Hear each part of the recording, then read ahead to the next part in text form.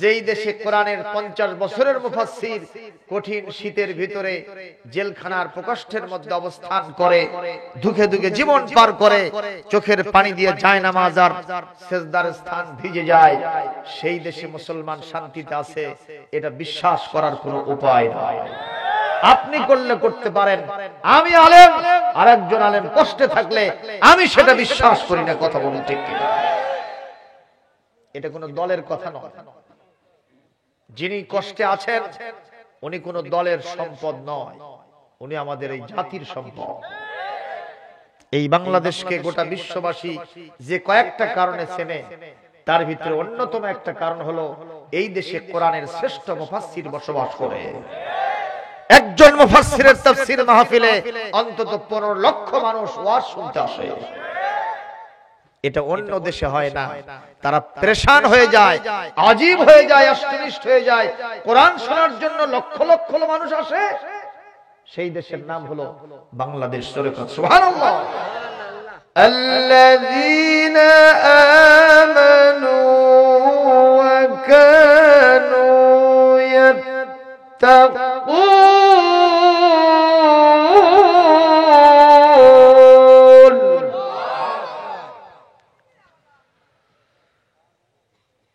লাহুমুল বুশরা feel হায়াতিদ দুনিয়া ওয়া feel আখিরাহ লা তাবদীলা লিকালিমাতিল্লাহ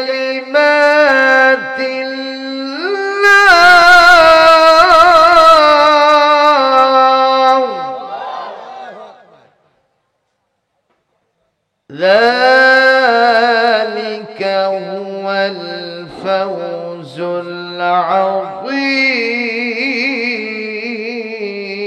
العظيم ولا يحزنك قولهم إن العزة لله جميعا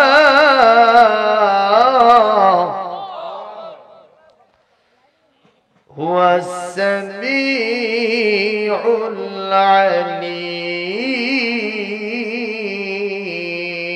العليم صدق الله العظيم إن الله وملائكته يصلون على النبي يا أيها الذين آمنوا صلوا عليه وسلموا تسليما اللهم صل على مولانا محمد وعلى آل سيدنا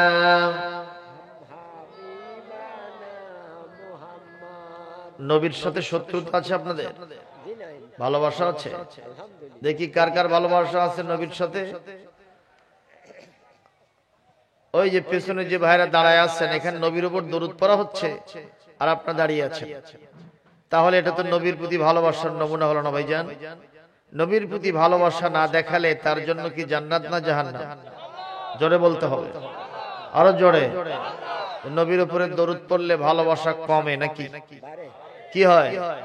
একজন চুপ থাকতে পারবেন না, জোরে সোরে মহব্বত নিয়ে পড়বেন। আল্লাহুম্মা সাল্লি আলা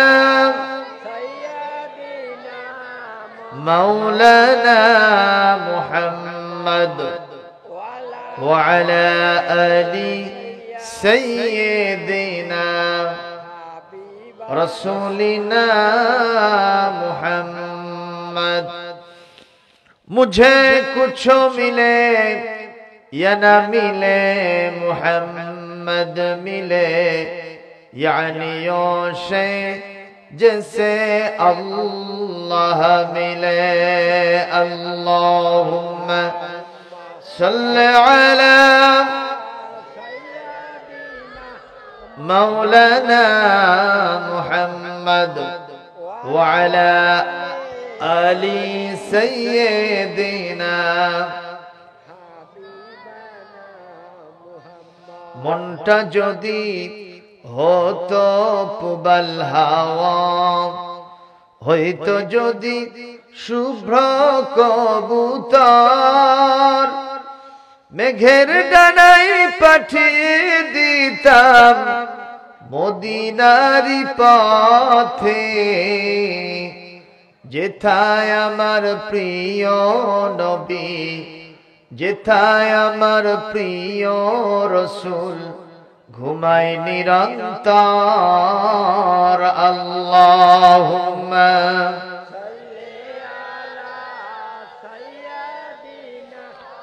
মাওলানা মুহাম্মদ ওয়া আলা আলি সাইয়্যিদিনা। বালাগাল উলা বিকামালিহি কাশাফাদ দুজা বিজামালিহি হাসুনাত জামিউ খিসালিহি সাল্লু আলাইহি। একটু কালেমা পড়েন লা ইলাহা ইল্লাল্লাহ, জোরে লা ইলাহা মুহাব্বত লা ইলাহা ইল্লাল্লাহ। নেই কোন মাবুদ আল্লাহ ছাড়া, লা ইলাহা ইল্লাল্লাহ, লা ইলাহা। ফিরাউন বলে আসিয়া রে, মুসার খোদাকে সারিয়া দে। আসিয়া বলেন জীবন দিব, মুসার খোদাকে ছাড়িব না। লা ইলাহা মুহাব্বত লা ইলাহা ইল্লাল্লাহ, লা ইলাহা ইল্লাল্লাহ মুহাম্মাদুর রাসূলুল্লাহ সাল্লাল্লাহু আলাইহি ওয়াসাল্লাম। এই পৃথিবীতে মুসলমানদের সংখ্যা কি বর্তমানে কম? বলেন। এখন পৃথিবীতে 180 কোটি মুসলমান বাস করে। সুবহানাল্লাহ। পৃথিবীতে এখন মানুষের সংখ্যা প্রায় 550 কোটি। কত কোটি? তার ভিতরে আমরাই প্রায় 200 কোটি।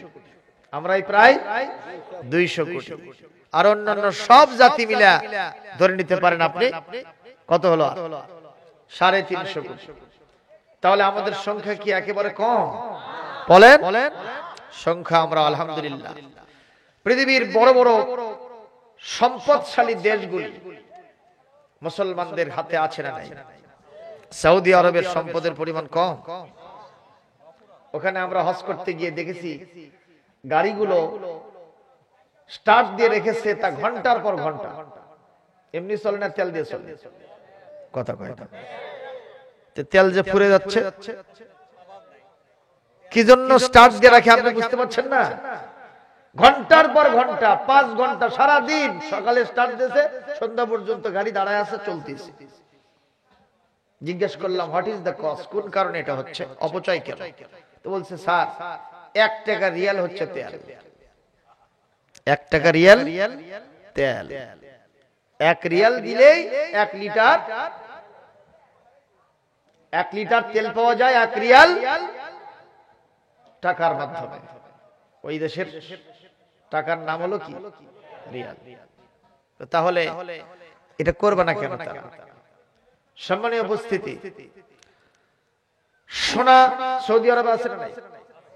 কুয়েতে আছে, তেলের খনি কুয়েতে আছে। সৌদি আরবে সোনার খনি আছে। এরপরে লোহার খনি, ইউরেনিয়ামের খনি, গ্যাসের খনি, কয়লার খনি, এগুলো আমাদের মতো গরিব দেশের ভিতরেই তো আছে। কথা কোন না কেন? এদেশে গ্যাসের খনি আছে না? এদেশে কয়লার খনি আছে না? আমাদের বড় পুকুরিয়া দিনাজপুরে যেরকম মানের কয়লা এবং পাথর উৎপাদন হচ্ছে, উত্তোলন হচ্ছে নিচ থেকে, এই পাথর গোটা বিশ্বের কোথাও আর উত্তোলিত হয় না, যেটা আমাদের বাংলাদেশে আল্লাহ দান করছেন। সুবহানাল্লাহ।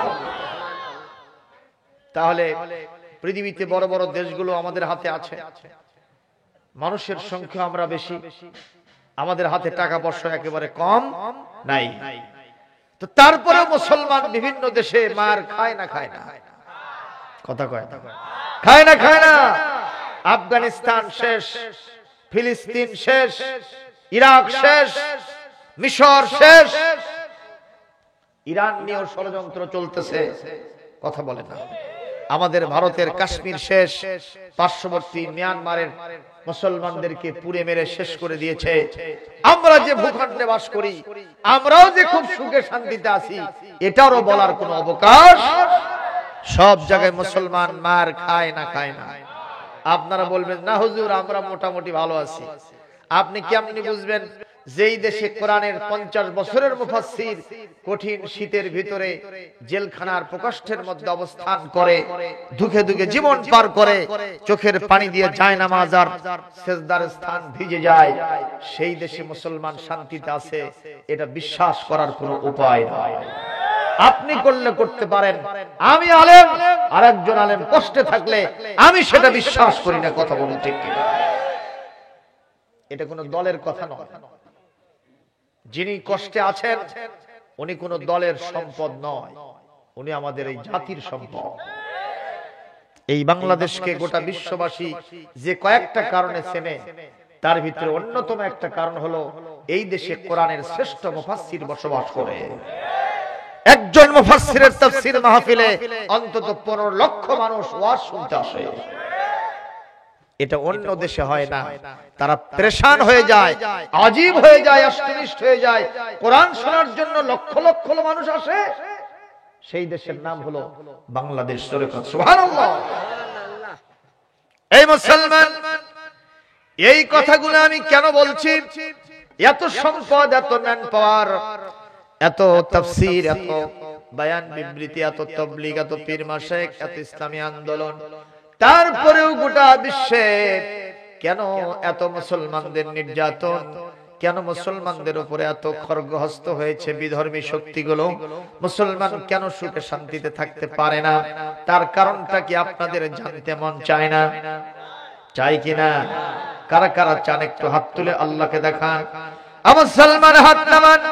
একটাই মাত্র কারণ, আজকে মুসলমানদের বজম ফ্রেন্ড হয়েছে, মুসলমানদের সদিকুন হামিম হয়েছে, মুসলমানদের অন্তরঙ্গ বন্ধু হয়েছে ইহুদিয়া আর খ্রিস্টানের বাচ্চারা। কথা বলেন ঠিক কিনা? আমাদের বন্ধু হয়েছে মুশরিকরা, আমাদের বন্ধু হয়েছে ইহুদিরা, খ্রিস্টানেরা, এদেরকে আমাদের অন্তরঙ্গ বন্ধু বানায় নিয়েছি। অথচ মুসলমানদের সবচাইতে নিকটতম বন্ধু যিনি, তার নাম আওয়াজ দিয়ে বলেন উনি কে? আরো জোরে বলেন উনি কে? এই আল্লাহর সাথে যদি আমরা বন্ধুত্ব শতভাগ করতে পারতাম, আল্লাহকে যদি আমাদের অভিভাবক মানতে পারতাম, আমাদের নিকটতম জানতে পারতাম, আমাদের কোনো ভয় থাকতো না, আমাদের কোনো চিন্তার কারণ থাকতো না। সেই কথাই আল্লাহ রাব্বুল আলামিন কোরআনে কারীমের 10 নম্বর সূরা 11 নম্বর পারা, সূরার নাম সূরা ইউনূস 62 থেকে 64 নম্বর আয়াতের ভিতরে ইরশাদ করছেন, আলা ইন্না আউলিয়া আল্লাহ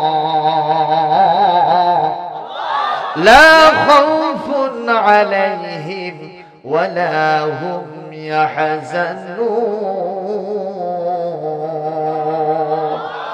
আল্লাহ রাব্বুল আলামিন বলেন, জেনে রাখো, সাবধান হয়ে যাও, অবশ্যই তোমাদেরকে জেনে রাখা উচিত, নিশ্চয় যারা আল্লাহর বন্ধুত্ব গ্রহণ করেছে, আল্লাহর ওলিত্ব গ্রহণ করেছে, আল্লাহকে যারা অভিভাবক মেনেছে, তাদের জন্য দুনিয়া আখিরাতে কোনো ভয়ও নাই, কোনো চিন্তার কারণ নাই।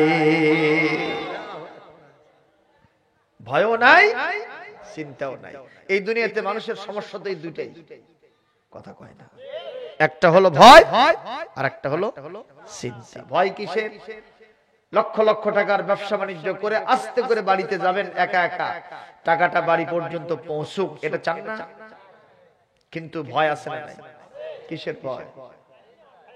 ওই আপনার এক খালাতো ভাই বসে আছে, আপনারে ধরে হয়তো দুই চারটে পিটন মারে, কবে এত দেরি করে আলু গায়, কাজে ভাই ব্যবসা করতে দেরি হলো। আরে ব্যবসা করতে দেরি হলো, টাকা যদি 2-1 লাখ কম হয় আমার হবে, তোর কি রে, তুই তো আগে আসলে এতক্ষণ কষ্ট করতেছিস। কথা কথা হয় না, হয় না? তাহলে ছিনতাইয়ের ভয় আছে, চুরির ভয় আছে, ডাকাতির ভয় আছে। সুন্দরী রমণী তার সৌন্দর্য নিয়ে এই গভীর রাত্রে যদি কোথাও কোনো বিপদ হয়, মুসিবত হয়, তার এক আত্মীয়ের বাড়িতে যাবে। হয়তো তার বাপ মারা গেছেন কেস, কিন্তু তার স্বামী বাড়িতে নাই, সন্তানেরা কেউ নাই বাড়িতে। এই মহিলা, বাংলাদেশে কি এরকম পরিবেশ আছে? এই মহিলা তার সুন্দর সুন্দর অলংকার নিয়ে, সুন্দরী চেহারাটা নিয়ে, এই তার বিশাল সম্পদটাকে নিয়ে, যৌবনটা নিয়ে এখান থেকে 10 মাইল দূরে এই রাত্রিতে কি একা যেতে পারবে? এরকম গ্যারান্টি, এরকম গ্যারান্টি। তাহলে অবশ্যই এই দেশে যারা সতীত্বের জম, যারা নারীর সতীত্বকে নষ্ট করতে চায়, ওই সকল হায়নাদের ভয় একজন নারীকে করতে হয়। তাহলে বুঝতে হবে এই দেশে টাকার ভয় আছে, ছিনতাইয়ের ভয় আছে, এই দেশে চুরি ডাকাতির ভয় আছে, জিনার ভয় আছে, হত্যার ভয় আছে, যার কারণে এদেশের মানুষ শান্তিতে থাকতে পারে না। কথা বলেন, কথা বলেন। এরপর আমাদের চিন্তা কি? সকালবেলা উঠে যখন আমার বিবি বলে চাল নাই, ডাল নাই, তরি নাই, তরকারি নাই, মাছ নাই, গোস্ত নাই, তোমাকে বাজারে যেতে হবে। 3টা মেয়ে বড় হয়ে আছে, আজ পর্যন্ত বিয়ে শাদী হয় নাই, ছেলে 4টা তারা পাশ করে বসে আছে, কোনো চাকরি হয় নাই, কর্মসংস্থান নাই, বেকার সমস্যা, এতগুলো ঋণের বোঝা আপনার মাথায়। বাচ্চা কাচ্চা মানুষ করার জন্য ঋণ করেছিলেন, রাস্তায় হাঁটতে পারেন না, গলায় গামছা লাগাতে চায়, রাস্তার ভিতরে ব্যারিকেড সৃষ্টি করতে চায়। বলেন তো এই লোকটার মনের ভিতরে চিন্তা আছে না নাই? কথা বলেন, আছে না নাই? মুসলমান, খাওয়া পড়া, শিক্ষা, চিকিৎসা, বাসস্থান, এগুলো হচ্ছে মানুষের ফান্ডামেন্টাল রাইট, এগুলো হলো মানুষের মৌলিক চাহিদা। এই চাহিদা যখন মানুষের অপূরণীয় থেকে যায়, এই মানুষের এমন চিন্তা হয়, ওই চিন্তা রোধ করার মতো, দূর করার মতো কেউ থাকে না।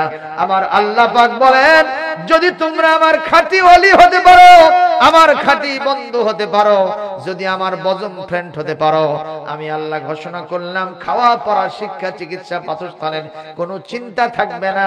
জিনার ভয়, হত্যার ভয়, ওই দুর্নীতির ভয়, রাহাজানির ভয়, চুরি ডাকাতির ভয়, কোনো ভয় থাকবে না। তোমরা এই দুনিয়াতেই আমি আল্লাহর জান্নাতের মতোই থাকতে পারবা।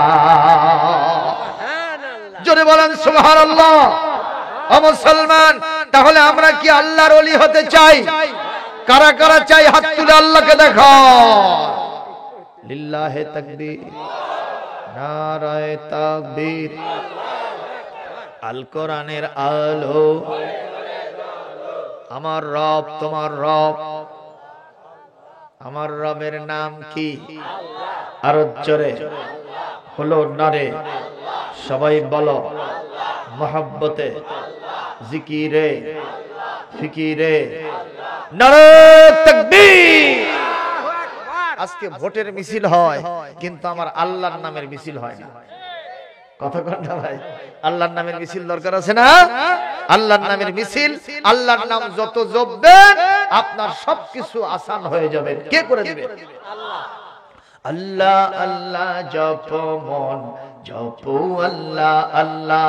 বলেন তো দেখি, আল্লাহ আল্লাহ জপ মন, জপো আল্লাহ আল্লাহ।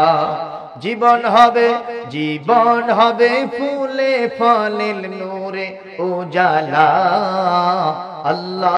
কাজী হুজুর একটা গান শুনছিলাম, মজা লাগছে, তাই একটু হো হো করতেছি, না পারলেও হো হো। কিন্তু আমি যে আমার আল্লাহর নামের গান গাচ্ছি, তাতে কোনো অবজেকশন আছে? বলেন। আল্লাহ আল্লাহ জপ মন, জপো আল্লাহ আল্লাহ।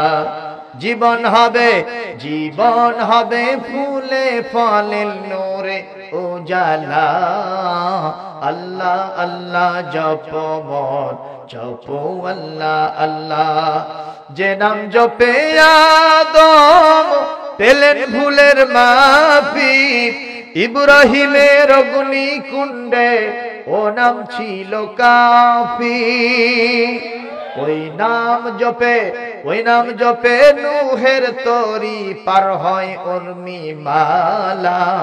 আল্লাহ আল্লাহ জপ মন জপো আল্লাহ আল্লাহ, জয় আল্লাহ আল্লাহ জপ মন জপো আল্লাহ আল্লাহ।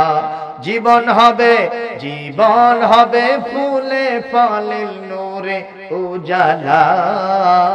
আল্লাহ আল্লাহ জপ মন জপো আল্লাহ আল্লাহ।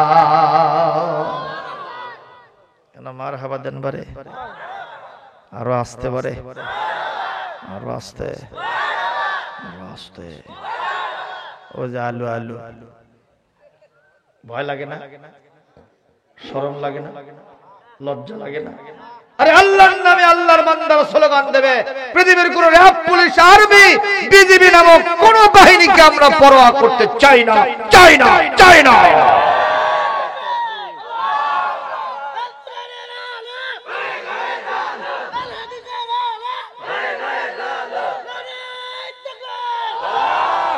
আলহামদুলিল্লাহ বলেন। তাহলে মহান আল্লাহ সুবহানাহু ওয়া তাআলার নাম যদি আমরা জপি, আল্লাহর মহব্বত আমাদের কলিজায় সৃষ্টি করে দেন কে? কিন্তু সেই ডাকার পদ্ধতি বাংলাদেশে বিভিন্ন রকম আছে না নাই? আছে না নাই? কেউ বলতেছে আমি ডুব দিয়েছি প্রেম দরিয়ায় তোমারি কদমে, আমি ডুব দিয়েছি প্রেম দরিয়ায় তোমারি কদমে, হিয়ে হিয়ে হিয়ে হিয়ে পাইব বলে ঘুরে খাজা তোমারি কদমে, হিয়ে হিয়ে হিয়ে হিয়ে। আসে না নাই? কথা কয় না? ডুব দিয়েছি প্রেম দরিয়ায় তোমারি দরবারে।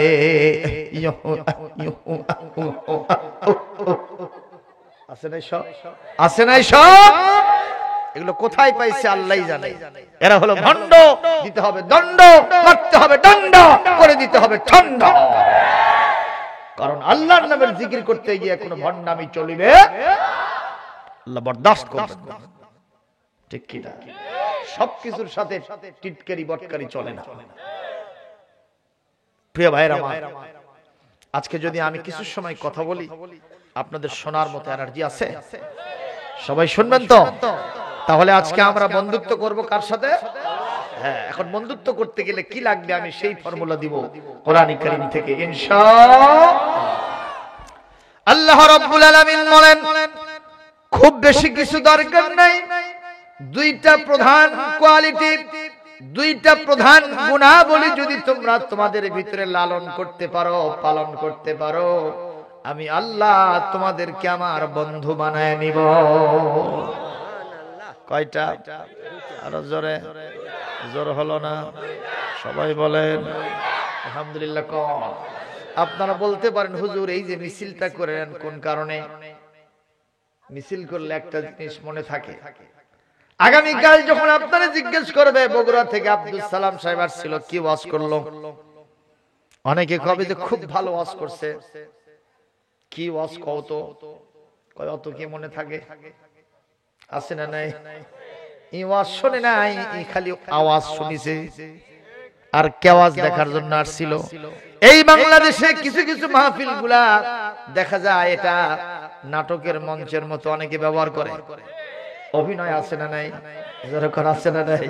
আবার অনেকে মঞ্চে দাঁড়ায়া জিকিরের তালে তালে নাচানাচিও করে, মানে নাটকের মঞ্চ বানাইছে। আরে নাটকে যদি করতে ইচ্ছা লাগে, বক্তার দাওয়াত দিয়েছো কেন? মমতাজ ম্যাডামকে নিয়ে এসে মঞ্চে দাঁড় করায় দাও। প্রিয় ভাইরা আমার, এই জন্য আমি আপনাদের সামনে একটু মিছিল করে নিলাম। তাতে হবে কি, কথাটা আপনার স্মৃতিপটে অঙ্কিত হয়ে যাবে। এই যে কয়েকদিন আগের ঘটনা, মিছিল করলে একটা জিনিসের ভিতরে কিরকম জজবা হয় একটু দেখেন। আমি সিরাজগঞ্জের কাজীপুরে মাহফিল করতে যাচ্ছিলাম, যমুনা নদী পার হয়ে যাব, নদীর ভিতরে মাঝখানে চর পড়ে গেছে, নৌকা ঠেকে গেল। প্রায় 2 ঘন্টা নৌকার উপরে বসে আছি। তখন তো মাঘ মাস এবং পৌষ মাসের শেষের দিকে, মাঘ মাসের শুরুর দিকে, বলেন শীত কম না বেশি? নদীর ভিতরে যখন নৌকা আটকায় পড়েছে, আমার তো নদী পথে চলার খুব বেশি অভ্যাস নাই। মাঝি বলতেছে সবাইকে নামতে হবে, একটু ঠেলা মারা লাগবে। আমার ঠেলা আছে না? যেহেতু আমি জীবনে কোনোদিন এইভাবে নৌকা মাঝখানে গিয়ে আটকা পড়ছে, এটা জীবনে কোনোদিন আমার হয় নাই। বাড়িতে যদি ফোন দিয়ে বলি আমি যমুনা নদীর মাঝখানে আটকা পড়ছি, তাহলে খবর আছে না নাই? চুপচাপ থাকলাম। ওরা একের পর এক নামে, কিন্তু আমি আর নামি না।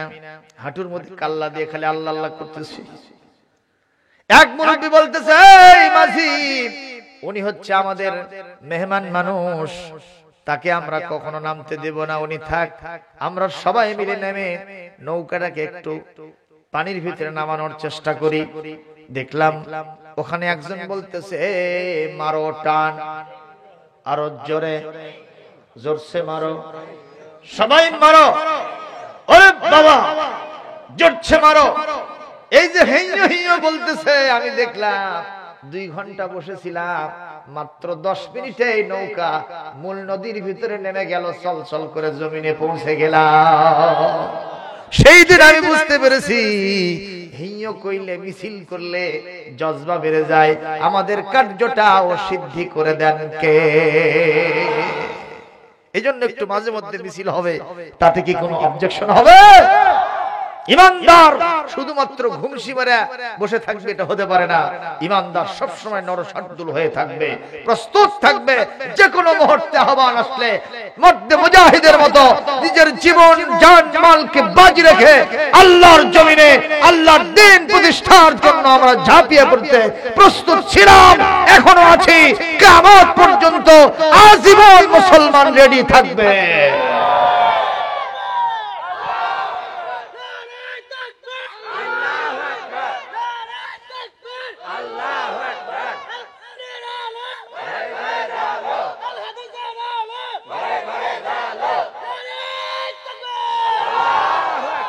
মুসলমান, যদি আপনারা বা আমরা যদি আল্লাহর সাথে বন্ধুত্ব করতে চাই, আমাদের কোয়ালিটি লাগবে কয়টা? তার ভিতরে 1 নম্বর, আল্লাযীনা আমানু।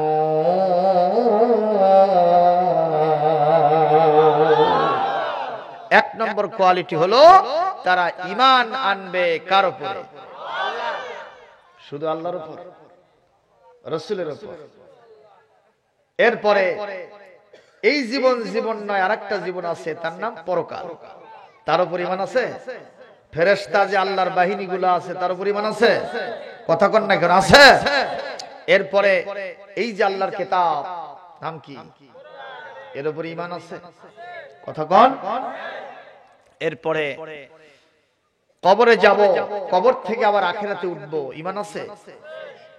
হিসাব নিকাশ বাদে হয় জাহান্নাম হবে, না হয় জান্নাত হবে, ঈমান আছে? সবারই আছে তো? কিন্তু ঈমানটা যদি 16 আনাই থাকতো, তাহলে মুসলমান এত ঘুষ খায় কেন? মুসলমান এত সুদের সাথে ইনভলভ হয় কেন? মুসলমান এত জমিন আইল ঠেলে কেন? মুসলমান খাদ্যে ভেজাল দেয় কেন? মুসলমান ওজনে কম দেয় কেন? মুসলমান নিজের ছেলেকে জিতায় আর মেয়েকে ঠকায় কেন? কথা বলেন। তাহলে ঈমান যদি 16 না থাকে, এগুলো হয় কেন? শুধু তাই নয়, আল্লাহ বলছেন আল্লাযীনা আমানু, যারা ঈমান এনেছে। আমরা তো ঈমান আনি নাই, আমরা ঈমান পেয়েছি। কোথায় পাইলাম? মসজিদের ইমাম সাহেব শিখাইছে, সেই ঈমান পাইছি। আমার দাদাই মুসলমান ছিল, ঈমানদার ছিল, আমি তাই হইছি। আমার বাপে ছিল, আমিও তাই হইছি, তাই পাইছি। কথা কন না কেন? মাদ্রাসায় যারা পড়ি, শিক্ষকদের কাছ থেকে সবক পাইছি, সেইটা নিয়ে আমরা ঈমান আনছি। শুধুমাত্র গরু খাকো মুসলমান ঈমানদার। কথা বলেন না কেন? মুসলমান, আল্লাহ পাক এই পৃথিবীতে আমাদের কি ঈমান আনতে বলেছেন? ঈমান আনার জন্য আমরা কোথায় গিয়েছি? ঈমান আনার জন্য আমরা তো তত বেশি দূরে যেতে পারি নাই, যাওয়া আমাদের হয় নাই। ঈমান আনা এক জিনিস, ঈমান পাওয়া আর এক জিনিস, দুইটার মধ্যে ফার ডিফারেন্স, অনেক বিস্তর পার্থক্য আছে না নাই? একটু উদাহরণ দিলে ভালো করে বুঝবেন। হয়তো কারো বাপ মারা গেল, মারা যাওয়ার সাথে সাথে পাবনা শহরের পাশে 1 বিঘে জমি ওয়ারিশি সূত্রে লাভ করলো। এটা কি জমি কিনলো? এটা কি জমি তার নিজের টাকা দিয়ে কিনলো না বাপেরটা পাইলো? এটা কি করলো? পাইলো, কামাই করা লাগলো না। এখন ওখান থেকে একজন কাস্টমার বলতেছে, ভাই রে, এই জমিটা যদি বিক্রি করো আমি তোমাকে 5 লক্ষ টাকা দিব। অথচ এই জমিটা আরো একটু দেরি করলে ওর দাম হবে 10 লক্ষ টাকা। কয় লক্ষ? আর তাকে এখন হাঁকালো কত? 5 লক্ষ। সে বলল, ভাইজান আমার কোন অবজেকশন নাই, তুমি তাড়াতাড়ি আগে টাকা দাও। টাকা নিয়েছে, নেওয়ার সাথে সাথে দলিল করে সম্পূর্ণ করে দিয়েছে। এই টাকাটা বাড়িতে নিয়ে এসে কি করলো? খাট বানালো, পালঙ্ক বানালো, একটা সোফা সেট বানালো এবং মদ জুয়া গাঁজা ফেন্সিডিল খেয়ে জমিন থেকে সবকিছু শেষ করে দিল। সুন্দর একটা মোটরসাইকেল, একটা কার গাড়ি কিনলো। মুসলমান জবাব দেন, এই জমিটা যদি তার নিজের টাকা পয়সা দিয়ে কামাই করে কেনা লাগতো, ওই 10 লক্ষ টাকার জমি কখনো সে 5 লক্ষ টাকায় বেচতে পারতো না। কথা বলেন ঠিক কিনা? তাহলে এই ছেলেটা জমি পাওয়ার কারণে জমির তেমন মূল্য তার কাছে হলো না, ঠিক কিনা? আর যদি নিজের জমিটা কিনতো, নিজের পয়সা কামাই করে জমিটা যদি কিনতো, তাহলে শুধু 10 না আরো কিছু পাওয়ার জন্য যতদিন অপেক্ষা করা লাগে ওই করতে থাকতো। জোরে কোন ঠিক না বেঠিক? এই পৃথিবীতে মুসলমানেরা হযরত বিলালের মতো ঈমান আনে নাই, খাব্বাবের মতো ঈমান আনে নাই, খুবাইবের মতো রিদওয়ানুল্লাহ তাআলা আলাইহিম আজমাইন তাদের মতো ঈমান আনে নাই। যার কারণে মুসলমানদের ঈমান আজকে কোথায় চলে যাচ্ছে? মুসলমান কখনো কোনো খবর রাখে না। নবীজির সমস্ত সুন্নতগুলো জমিন থেকে বিদায় হয়ে যায়। মুসলমান শুধু নাকে তেল দিয়ে ঘুমায়। কথা বলতে হবে ঠিক না বেঠিক? আর যদি ঈমান আনা লাগতো ওই বিলালের মতো, খাব্বাব, খুবাইব, আম্মার ইয়াসারের মতো, কি রকম অবস্থা হতো একটু খেয়াল করেন। হযরত খুবাইব রাদিয়াল্লাহু তাআলা আনহু ঈমান এনেছেন আমার বিশ্ব নবীর ডাকে সাড়া দিয়ে মারহাবা কোন। যখন তিনি ঈমান আনলেন, ঈমান আনার সাথে সাথে ঈমানের দাবি পূরণ করতে গিয়ে মার খাওয়া লাগে নাই? কথা বলে কি রকম মার খাওয়া লাগলো? হযরতে সাঈদ ইবনে আমর রাদিয়াল্লাহু তাআলা আনহু সে মারের ঘটনা বর্ণনা করছেন। আমি একটু বলবো। সাঈদ ইবনে আমর রাদিয়াল্লাহু তাআলা আনহু বলে, আমি একদিন মক্কা জমিনে একটা মাইকিং শুনলাম, একটা ডিক্লারেশন শুনলাম, একটা আহ্বান শুনলাম, ঘোষণা শুনলাম। কান পাতলাম, কি ঘোষণা আসে? একজন ঢোল পিটায় আর বলে, শোনো শোনো, যারা মুহাম্মাদের উপরে ঈমান এনেছে তাদের একজনের আগামীকাল শাস্তি দেওয়া হবে। ওই মক্কার সেন্ট্রাল পয়েন্টে বেঁধে হাজার হাজার মানুষের সামনে মাঝখানে তারে বেঁধে মারা হবে। তোমরা যারা এই শাস্তি দেখতে চাও, এখান থেকে যারা সবক নিতে চাও, তারা ওখানে হাজির হয়ে যাবে। হযরতে সাঈদ ইবনে আমর বলেন, আমি এই ঘোষণা শুনে প্রহর গুনতে থাকলাম, কখন যাব, কখন আসবে আগামীকাল 10টার সময়, আর কখন আমি সেখানে পৌঁছে যাব, এটা আমার দেখতে হবে। এক পর্যায়ে সেই দিন সেই ক্ষণ চলে আসলো।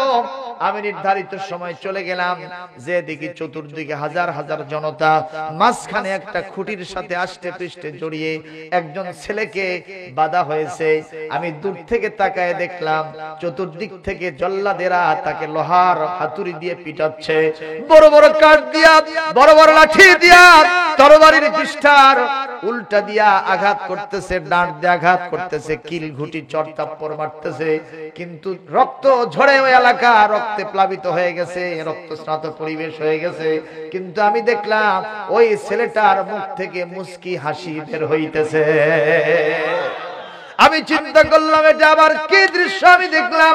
এত মার, এত নির্যাতন, এত পিটানি, তারপরেও সে কেমনে হাসে?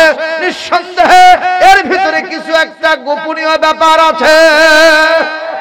সেটা হলো কার উপরে ঈমান? আরো জোরে কোন, কার উপরে ঈমান? আল্লাহর উপরে ঈমান যদি কারো থাকে, ওরে যতই মারা হোক, ওরে যতই জেলখানায় দেওয়া হোক, ওরে যতই ফাঁসির কাস্টে ঝুলানো হোক, অদৃশ্য জগৎ থেকে তার উপরে গায়েবী মদদ নাজিল করেন কে? তার সামনে জান্নাত তুলে ধরেন কে? তার সামনে জান্নাতের সুবাতাস নাজ নিয়ামত যিনি তুলে ধরেন তার নাম কি? এই কারণে যতই মারা হোক, যতই ফাঁসির কাস্টে ঝোলানো হোক, এগুলো একটাও তার কাছে কোনো ব্যাপার মনে হয় না।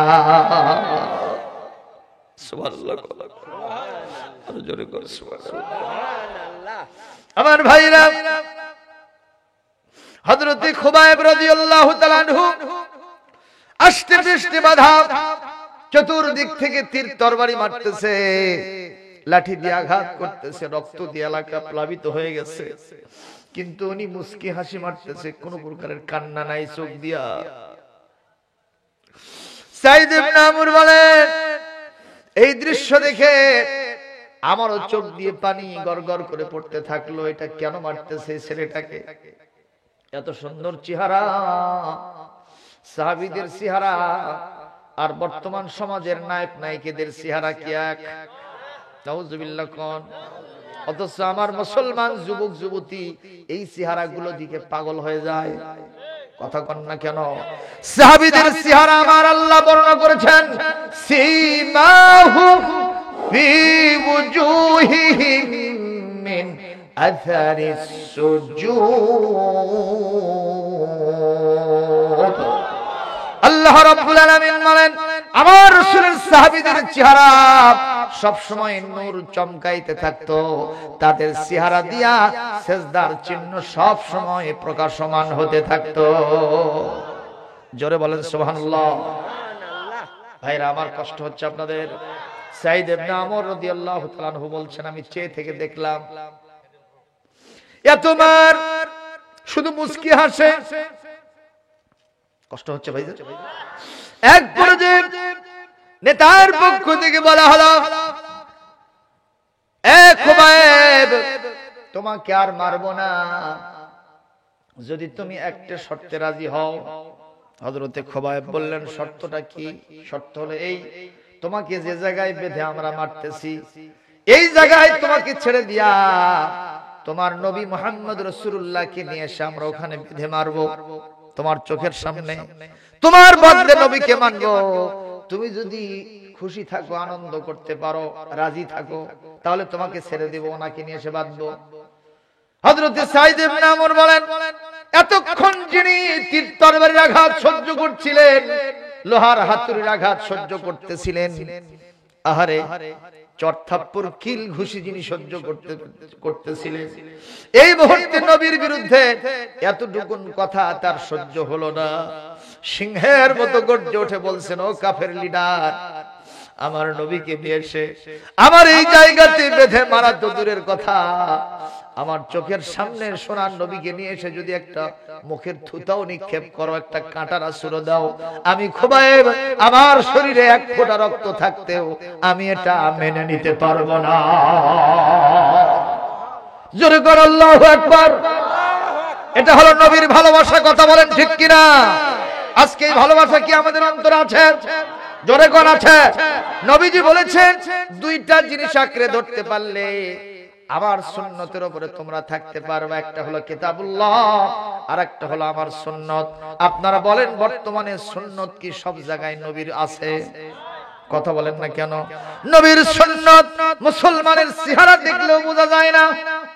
মুসলমানের মুখে দাড়ি নাই, মাথায় রাসূলুল্লাহর সুন্নত টুপি নাই, সুন্নতি পোশাক আশাক নাই। কথা বলে, এমনকি নবীর সবচেয়ে বড় সুন্নত নামাজও অনেক মুসলমান পড়ে না, বেশি পড়ে না, কম পড়ে। কথা বলেন না কেন? বাংলাদেশে বেসরকারি হিসেবে দেখা গেছে মাত্র 20% মুসলমান জুমার নামাজ পড়ে। তাহলে আর 80% মুসলমান তারা জুমার নামাজই পড়ে না। ওয়াক্ত নামাজের তো কোনো হিসাবই হবে না। কথা বলেন ঠিক না ঠিক? আমাদের দেশের মুসল্লি হলো 3 প্রকার। একটা হলো শুকুর আলী, একটা হলো রমজান আলী, আর একটা হলো কোরবান আলী। শুকুর আলী বোঝেননি? ওরা খালি জুমার দিনের মুসলমান, ঠিক না? আর এক দল আছে রমজান আলী, এই যে সামনে আসতেছে, এটা কি মাস? রজব, এরপরেই শাবান, তারপরেই রমাদান। অনেক মুসলমান চিন্তা করতেছে বাবা টুপি, জায়নামাজ, জুব্বা, পাঞ্জাবি যেগুলো শোকেজের মধ্যে রাখছি, রমজানের প্রথম চাঁদটা দেখার পরে প্রথম তারাবির জামাতেই আমি ইনশাআল্লাহ ওইগুলো ব্যবহার করব। ওই সামসে আছে, কথা কয় না। আর এই শ্রেণীর মুসল্লিগুলা ইমাম আর মুয়াজ্জিনের চাকরি খাওয়ার ওস্তাদ, কথা কয় না। রাত ৩টার সময় গিয়ে মুয়াজ্জিনের ডাকে তোলে, আজান দেবা না, মুয়াজ্জিন কয় আজান হবে সেই 5:30টার সময়, আর তুমি এখন আসছো 3টার সময়, এখনো 2.5 ঘন্টা বাকি। করছে বারে দরজাটা খুলে দাও, ওটি যে বসে থেকে আল্লাহ আল্লাহ জিকির করবে। আছে না নাই? একজন মুসাল্লি রমজান মাস শুধু মসজিদে যায়, ইমাম সম্পর্কে ভুল ধরে, ইমাম সাহেব চলবে না মসজিদে। কেন? দেখেই ভাল লাগে না। নামাজ কেমন পড়ে সেটা কথা না, দেখে ভাল লাগে না। আছে না ভাই? এই সব মুসল্লি দিয়ে কাম হবে না। আর কোরবানি আলী মুসল্লি কারা? কোরবানি ঈদে আপনাদের দেশে কি এলাকায় সাম আছে নাকি? সাম এক জায়গায় কোরবানি জব করা হয়। এটা কি কোন আপনারা? সমাজ আছে না? সব কোরবানি জব করে গোশতগুলো এক জায়গায় করে ওই যারা যারা দেয়নি কোরবানি তাদের বাড়িতে বাড়িতে ভাগ পাঠানো হয়। তা আমাদের বগুড়া এরকম আছে, তারা চিন্তা করে যদি বাবা এই কোরবানির সিজনে অন্তত 10 দিন পহেলা জিলহজ থেকে 10ই জিলহজ পর্যন্ত যদি আমি নামাজ না ধরি, তাহলে সমাজের মাতবর দেখবে নামাজ পড়ে না, এর বাড়িতে কোরবানির গোশত দেওয়া যাবে না। অন্তত গোশত পাওয়ার লোভে হলেও এই 10 দিন নামাজ ধরিতে হইবে, বেশি না হলেও 5 কেজির কম না। এরকম মুসল্লি আছে না নাই? এই সব মুসল্লি দিয়া কাল কিয়ামতে জান্নাত পাওয়ার কোনো আশা করা যেতে পারে না। আমরা ইনশাআল্লাহ 5 ওয়াক্ত নামাজ বেঁধে পড়তে চাই, রাজি আছি? আপনারা কি মনে করেন বিশ্বনবী সাল্লাল্লাহু আলাইহি সাল্লামের সুন্নতগুলি মানলে নবীজি খুশি হয় না? আর নবীর সুন্নত জলাঞ্জলি দিলে না মানলে নবী কি হয়? বেজার হয়। আজকে আমরা নবীর জায়নামাজ, তসবিহ, টুপি, জুব্বা, হাব্বা, পাগড়ি যা আছে, আতর মাখা, মিষ্টি খাওয়ান, কদু খাওয়া, সুরমা লাগান, এই সব সুন্দর সুন্দর সুন্নতগুলো আমরা মানতে রাজি আছি কিছু কিছু মুসলমান। কিন্তু বড় সুন্নত ছিল কোরআন দিয়ে রাষ্ট্র চালানো, এই সুন্নতের সাথে আমরা অনেকে জড়িত থাকতে পারি না। জোরে কথা বলছেন না কেন? কোরআন দিয়ে রাষ্ট্র চলে, কিন্তু আমার নবী চালাইছেন কিনা? কথা বলেন না কেন? নবীর অনুসরণ করা মানে হলো নবী যা করেছেন আপনাকে তাই করতে হবে। এতটুকু কম করলে, সেদিক সেদিক করলে নবীর সুপারিশ কিয়ামতে পাওয়া যাবে। এই জন্য একজন কবি বলছে, সুন্নত নয় শুধু দাওয়াতের মেহমান, সুন্নত নয় শুধু খাওয়া শেষে মধুপান, আরো কিছু সুন্নত আছে তুমি জানো কি? জানলেও জীবনে কখনো তা মানো কি? কথা বলেন। সুন্নত নয় শুধু মেষ চরাতে যাওয়া, আরো সুন্নত হলো রাষ্ট্রপ্রধান হওয়া, মুহাব্বতে তার খালিদ ওমর আলী, মুহাব্বতে তার খালিদ ওমর আলী, আবু বকরের মতো পাশে থাকো কি? সুন্নত নয় শুধু দাওয়াতের মেহমান, সুন্নত নয় শুধু খাওয়া শেষে মধুপান, আরো কিছু সুন্নত আছে তুমি জানো কি? জানলেও জীবনে কখনো তা মানো কি? মারহাবা দিতে পারলেন না? আরো জোরে বলেন মারহাবা। আমার ভাইরা, হযরত সাঈদ ইবনে আমর বলতেছেন, এতক্ষণ আমি দেখলাম তীর তরবারির আঘাত সহ্য করে আর নবীকে ওখানে নিয়ে এসে মারার জন্য প্রস্তাব দেওয়া হয়েছে। এখন জীবনের শেষ মুহূর্ত পর্যন্ত সেই মুহূর্তে এই মর্দে মুজাহিদ নবীর প্রতি ভালোবাসা পোষণকারী সাহাবী খুবাইব উনি বলছেন আমার সামনে নবীকে নিয়ে সব অপমানজনক একটা কথা বললেও আমার জীবন চলে গেলেও এক ফোঁটা রক্ত থাকতে আমি সেটা কখনো মেনে নিতে পারবো না। মারহাবা বলেন।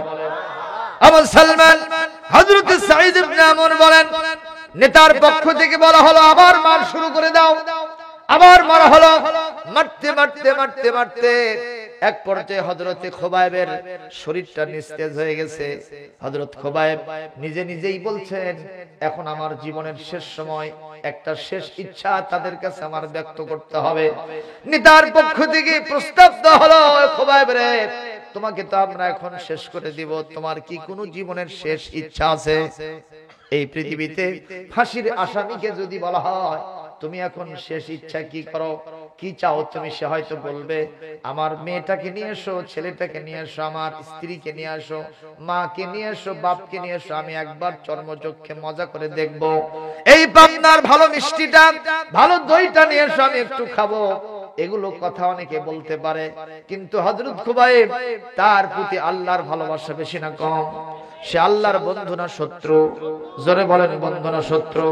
এইবার হযরত খুবাইব এগুলো একটু বললেন না, উনি বললেন ও কাফেরেরা, আমার জীবনের শেষ ইচ্ছা একটাই, সেটা হলো বিশ্ব নবীর আরেকজন সাহাবীর সুন্নাত ছিল, নবীদের সুন্নাত ছিল, যদি জালেমের ওই প্রকোষ্ঠের মধ্যে সে নির্যাতিত হয় জীবনের শেষ মুহূর্তে 2 রাকাত সালাত আদায় করতে হয়। আমি কিছুই চাই না, প্রাণ ভরে আমার আল্লাহকে স্বাভাবিক কায়দায় 2টা সিজদা দিতে চাই। আমার ভাইরা, কাফেরদের পক্ষ থেকে বলা হলো খুবাইব ঠিক আছে তোমাকে সুযোগ দিলাম, তুমি তাড়াতাড়ি করে 2 রাকাত নামাজ পড়ো, 2টা সিজদা দাও। হযরতে খুবাইবকে বান্ধন খুলে দেওয়া হলো, উনি তাড়াতাড়ি গিয়া ঝটপট 2টা সিজদা দিলেন। এখন ওনার মরণ হবে, তার আগে মানুষ সিজদা কি কম দেবে না বেশি দেবে? সময় কম নেবে না বেশি নেবে? বেশি নেবে। কিন্তু হযরত খুবাইব খুব তাড়াতাড়ি গিয়া মাত্র 3টা করে তাসবিহ বললেন, সুবহানা রাব্বিয়াল আলা, সুবহানা রাব্বিয়াল আলা, সুবহানা রাব্বিয়াল আলা। এক একটা সিজদায় 3 বারের বেশি তিনি তাসবিহ পড়েন নাই। তাড়াতাড়ি করে এসে আবার মরণের কাছে তিনি দাঁড়ায় গেছে।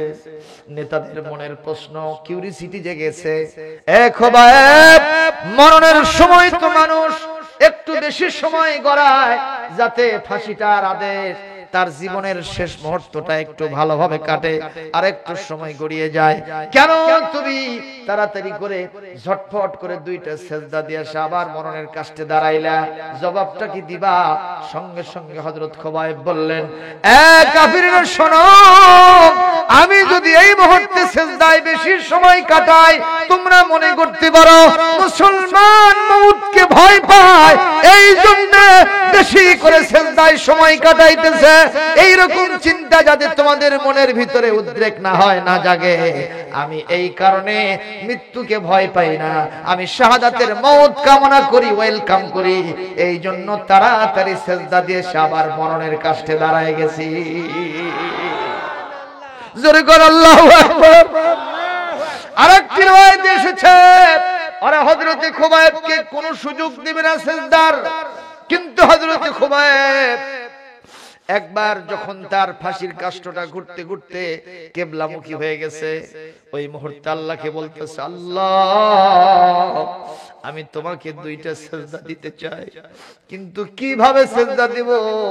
ওরা আমার হাত বেঁধেছে, আমার পা বেঁধেছে, আমার তো কোনো স্বাভাবিক কায়দা নাই, নরমাল কেস নাই যে আপনাকে সিজদা দিব। আল্লাহ গো, আমি আমার এই বান্ধা অবস্থায় আমার মাথাটা একটু তোমার দিকে, তোমার কিবলার দিকে একটু নত করে দিলাম, আমার এই মাথা নত করাটাকেই তোমার জীবনের শেষ সিজদা হিসেবে ধরে নিও। ওই কাফেররা বুঝতে পেরেছে খুবাইব ওই আল্লাহর কাছে তো মাথা নত করতেছে, সুযোগ দেওয়া হবে না, ওর ফাঁসির কাষ্ঠটা, ওর মাথাটা অন্যদিকে ঘুরায় দাও। হযরত খুবাইবের মাথা যখন অন্যদিকে ঘুরায় দেওয়ার চেষ্টা করেছে, হযরত খুবাইব ছিলেন কোরআনের হাফেজ। সুবহানাল্লাহ। কোন কিসের হাফেজ ছিলেন? ওনার কোরআনের আয়াত কম জানা আছে না বেশি জানা আছে? উনি সঙ্গে সঙ্গে বললেন ফাআইনামা তুওয়াল্লু বুজুহ। জিজ্ঞেস করছে বারে তোরে কামায় না তোরে বাবারে কামায়? তো একজন বলছে এটা আমার কামাই। তে বলছে তাহলে ব্যাক গিয়ার মেরে বাড়ি চলে যা, কারণ এই মেলাতে গরুর দাম খুব বেশি, কম না বেশি। নিজের কামাই হলে এই মেলাতে এসে গরু কিনতে পারবে। আরেক দলকে জিজ্ঞেস করছে তোরে কামাই না তোর বাবারে কামাই? কয় বাবারে কামাই। কয় ওয়েলকাম, তাড়াতাড়ি বাজারে ঢোকো, বাপের টাকা হলে দরদ একটু কম হয়। এ কথা আমি কি বুঝাতে চাচ্ছি? ঈমান আনলে তার মর্যাদা বেশি হয়, মূল্য বেশি হয়। এই ঈমান সহজে বিদায় করতে চায় না।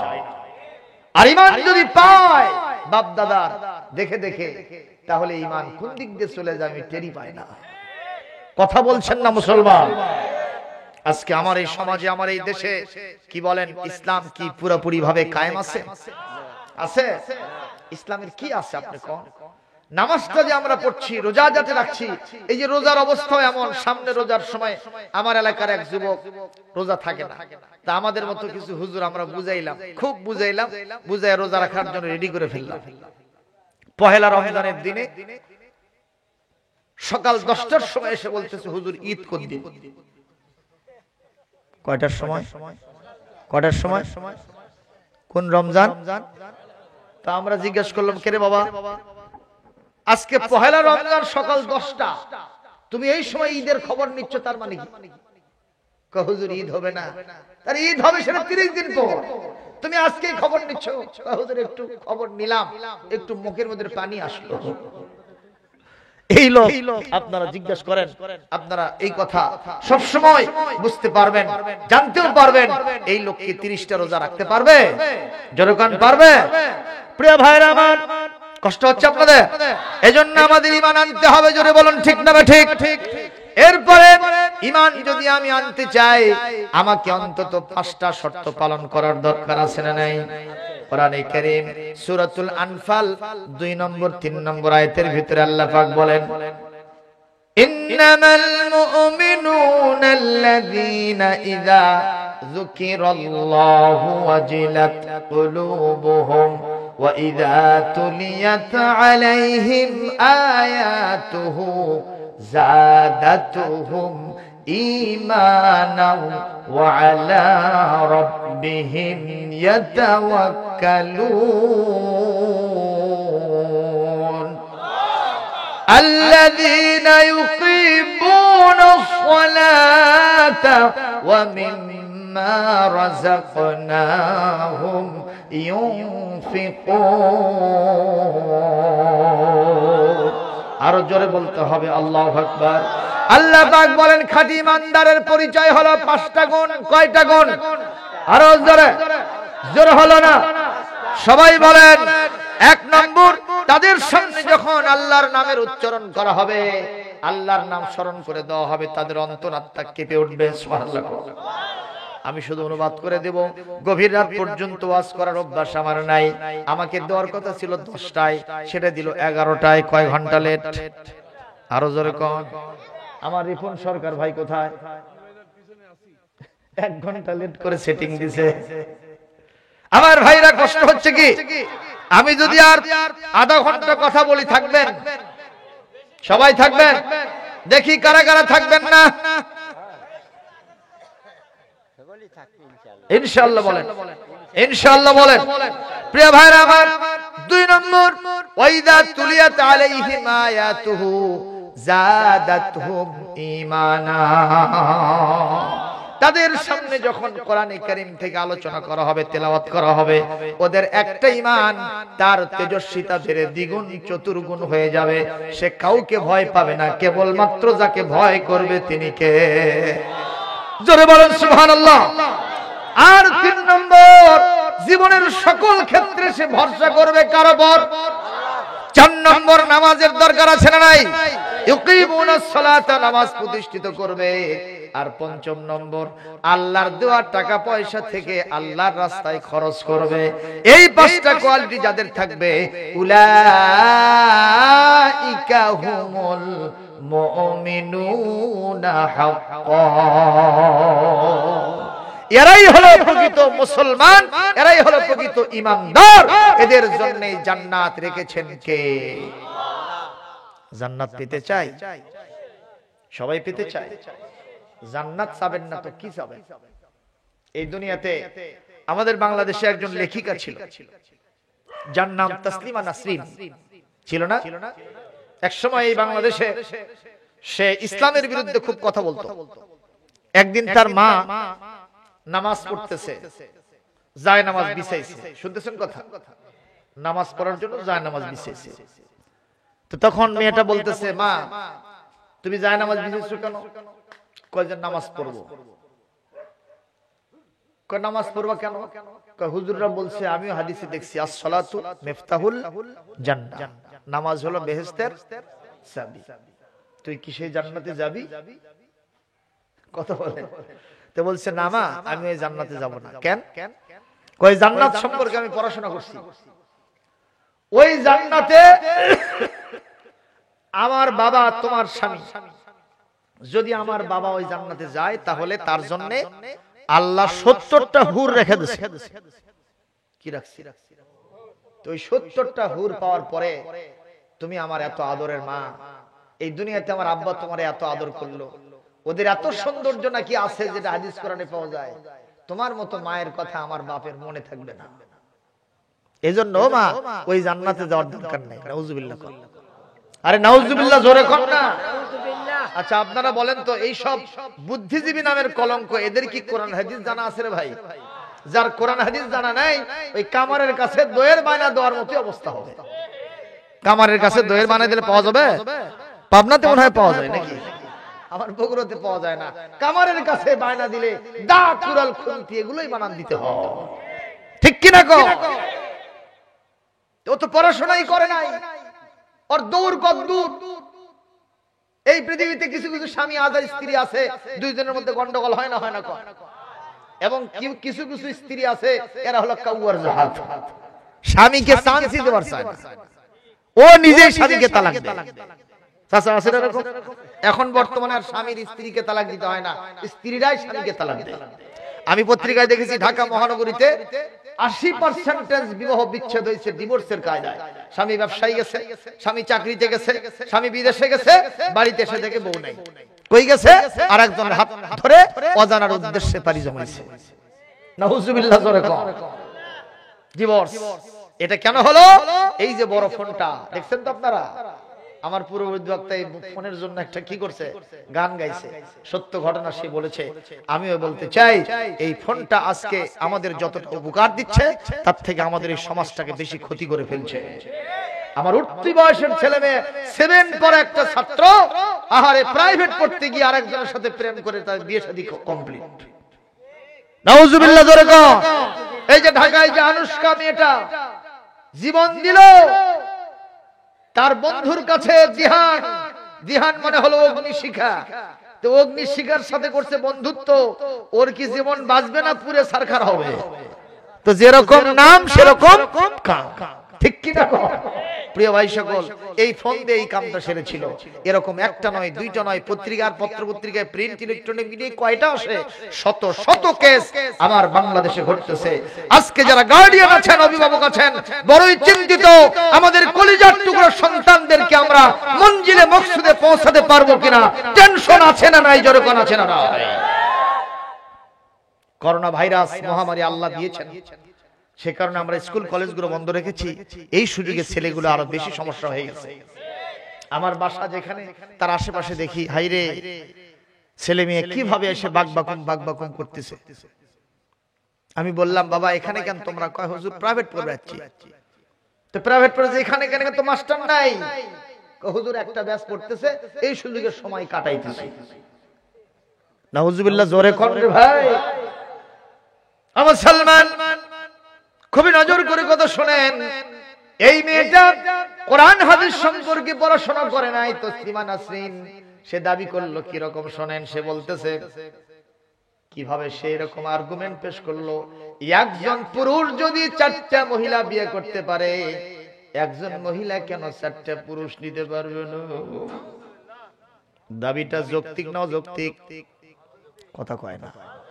এই কথা না শুনে চিটাগাঙ্গের এক হাফেজ সাহেব অগর করতে গিয়ে ওই পত্রিকায় বলছে, চারটা দরকার নাই, আমি একা আছি, আসো। নাউজুবিল্লাহ, ওই ভয় পালায়া সুইডেনে চলে গেছে। তসলিমা তসলিমা কি পালিয়ে গেল সুইডেনে, তসলিমা পালিয়ে গেল সুইডেনে। দেশের মাটি ছাড়লো, ভাষা গো ছাড়লো, ছাড়লো দেশের সংস্কৃতি, তসলিমা পালিয়ে গেল সুইডেনে। বোরকার বিরুদ্ধে কথা বলেছে, জোরে কোন ঠিক কিনা? ও পর্দায় থাকতে চায় নাই। আল্লাহ বলেন, বাই হুক এন্ড ক্রুক, আমার কাছে একদিন আসতেই হবে, কিন্তু যখন আসবা তখন আর আসে কাম হবে। আমরা আগেও বলেছি, এখনো বলি, ব্যাঙ আর সাপের মধ্যে দোস্তালি হয় না, হয় না? একবার হয়ে গেল, দোস্তালিটা কি টিকবে না? টিকবে না, টিকবে না। কারণ ব্যাঙের যা আভাব, ওই সাপের আভাব সম্পূর্ণ নেচার আলাদা। কথা বলতে হবে, ঠিক কিনা? এই ব্যাঙ বলতেছে, দোস্ত তোমার সব ভালো লাগে, একটা জিনিস ভালো লাগে না। বলে কি? তুমি যে আঁকামাকা চলে সো মারো, এটা আমার ভালো লাগে না। বলতে দেরি আছে, সো মারতে দেরি নাই, ব্যাঙ তো লাফায় পালায় চলে গেছে। অনেকদিন পর ওই রাস্তা দিয়ে এক রাখাল বালক যায়। রাখাল বালক নজর করে দেখে একটা সাপ, দেখার সাথে সাথে এরকম সো মেরেছে। সঙ্গে সঙ্গে তার হাতে ছিল হ্যালো প্যান্টি, আপনারা কি গন, লাঠি। এটা দিয়ে ওর মাথা সান্দে এমন ভাবে তিনটা মেরে দিয়েছে। মারার সাথে সাথে ওর অবস্থা কেরাসিন হয়ে গেছে। আর একটা মারার পর নিস্তেজ করেছে, উত্তর শীতান করে সোজা করে রেখে দিয়ে রাখাল বালক চলে গেছে। অনেকদিন পর ব্যাঙের চিন্তা, আমার বজম ফ্রেন্ড সাত ভাইজান কেমন আছে একটু দেখে আসি। ওই বাঁকায় আছে না সোজা হচ্ছে, আসে ডাক দেয়, সালাম কালাম হয়, কিন্তু কোনো আওয়াজ নাই। আরো একটু সামনে যায়, যে দেখে ঠিকই আছে, কিন্তু উত্তর শীতান হয়ে শুয়ে আছে, টান টান টান টান, সোজা না বাঁকা। যা বলতেছে, my bosom friend, what is your news, who are you, তুমি কেমন আছো, হাউ আর ইউ, তুমি কেমন আছো, এ সব ভাই তুমি কেমন আছো। সঙ্গে সঙ্গে কোনো কথা নাই, একবারে নিস্তেজ অবস্থা। ওই আদ্যপান্ত পর্যবেক্ষণ করে দেখে ওই আর নাই, চলে গেছে। এবার বিড়বিড় করে ব্যাঙ বেচারা বলতেছে, রে বন্ধু তুমি সোজা হইলা, কিন্তু মরার পরে এখন সোজা হয়ে আর কোনো লাভ হবে না। কথা বলেন ঠিক কিনা? এই ভারতের মাটিতে, সে কলকাতায় উকি ঝুঁকি মারতেছে আমার দেশের ভিতরে, কিন্তু মাননীয় প্রধানমন্ত্রী আন্তরিক, তিনি বলেছেন, না, তোমার এই দেশের মধ্যে চান্স দিয়া আবার ফিতনা সৃষ্টি করতে পারবো না। কথা বলেন ঠিক কিনা? এইরকম নাস্তিক মুরতাদ এই সমাজের মধ্যে যারা আছে, ইসলাম কোরআন হাদিস আলেম ওলামা এদেরকে সহ্য হয় না। এদের বিরুদ্ধে কথা না বললেও তাদের পেটের ভাত হজম হয় না। এই সব নাস্তিকদের পরিণতি ওই রকমই হবে। কথা কন না কেন মুসলমান? এটা কি আওয়ামী লীগের বিরুদ্ধে বললাম, বিএনপির বিরুদ্ধে বললাম, কোন দলের বিরুদ্ধে বলেছি, কোন রাজনৈতিক কথা বলেছি? ইসলাম আমাদের সব দলের, কোরআন আমাদের সব দলের, হাদিস আমাদের সব দলের, বিশ্বনবী আমাদের সব দলের। এই কয়েকটা বিষয় নিয়ে যারা কথা বলবে, তাদের বিরুদ্ধে সকল দলের লোকেরা মাথার পাগড়ি খুলে মাজায় বেঁধে তাদের বিরুদ্ধে ময়দানে নামতে হবে। জোরে কোন ঠিক কিনা?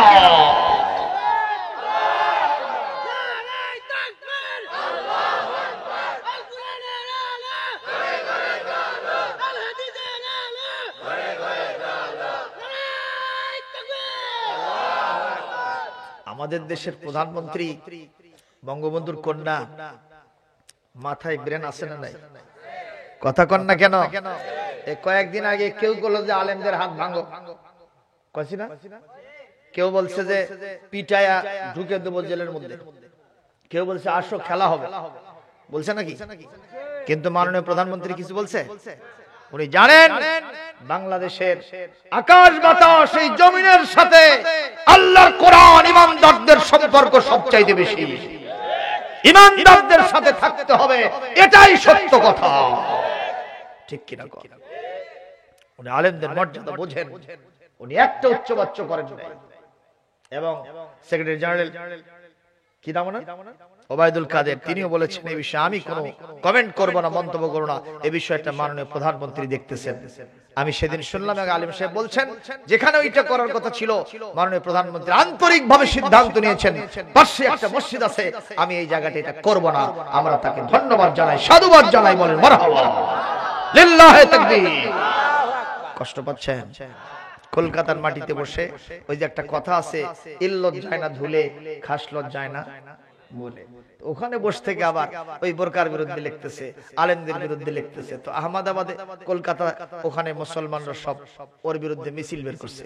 তো ওখানে যে বাসায় ভাড়া থাকে চতুর্দিকে মুসলমানরা ঘেরাও করছে, ওরে ধরে নিয়ে জেলখানাও ঢুকাও। কথা শুনতেছেন আপনারা? তখন ওর তো ভয় লাগছে, পুলিশ প্রোটেকশন চাইছে, পুলিশ পাঠিয়ে দেওয়া হয়েছে, চতুর্দিকে পুলিশ ব্যারিকেড দিয়েছে।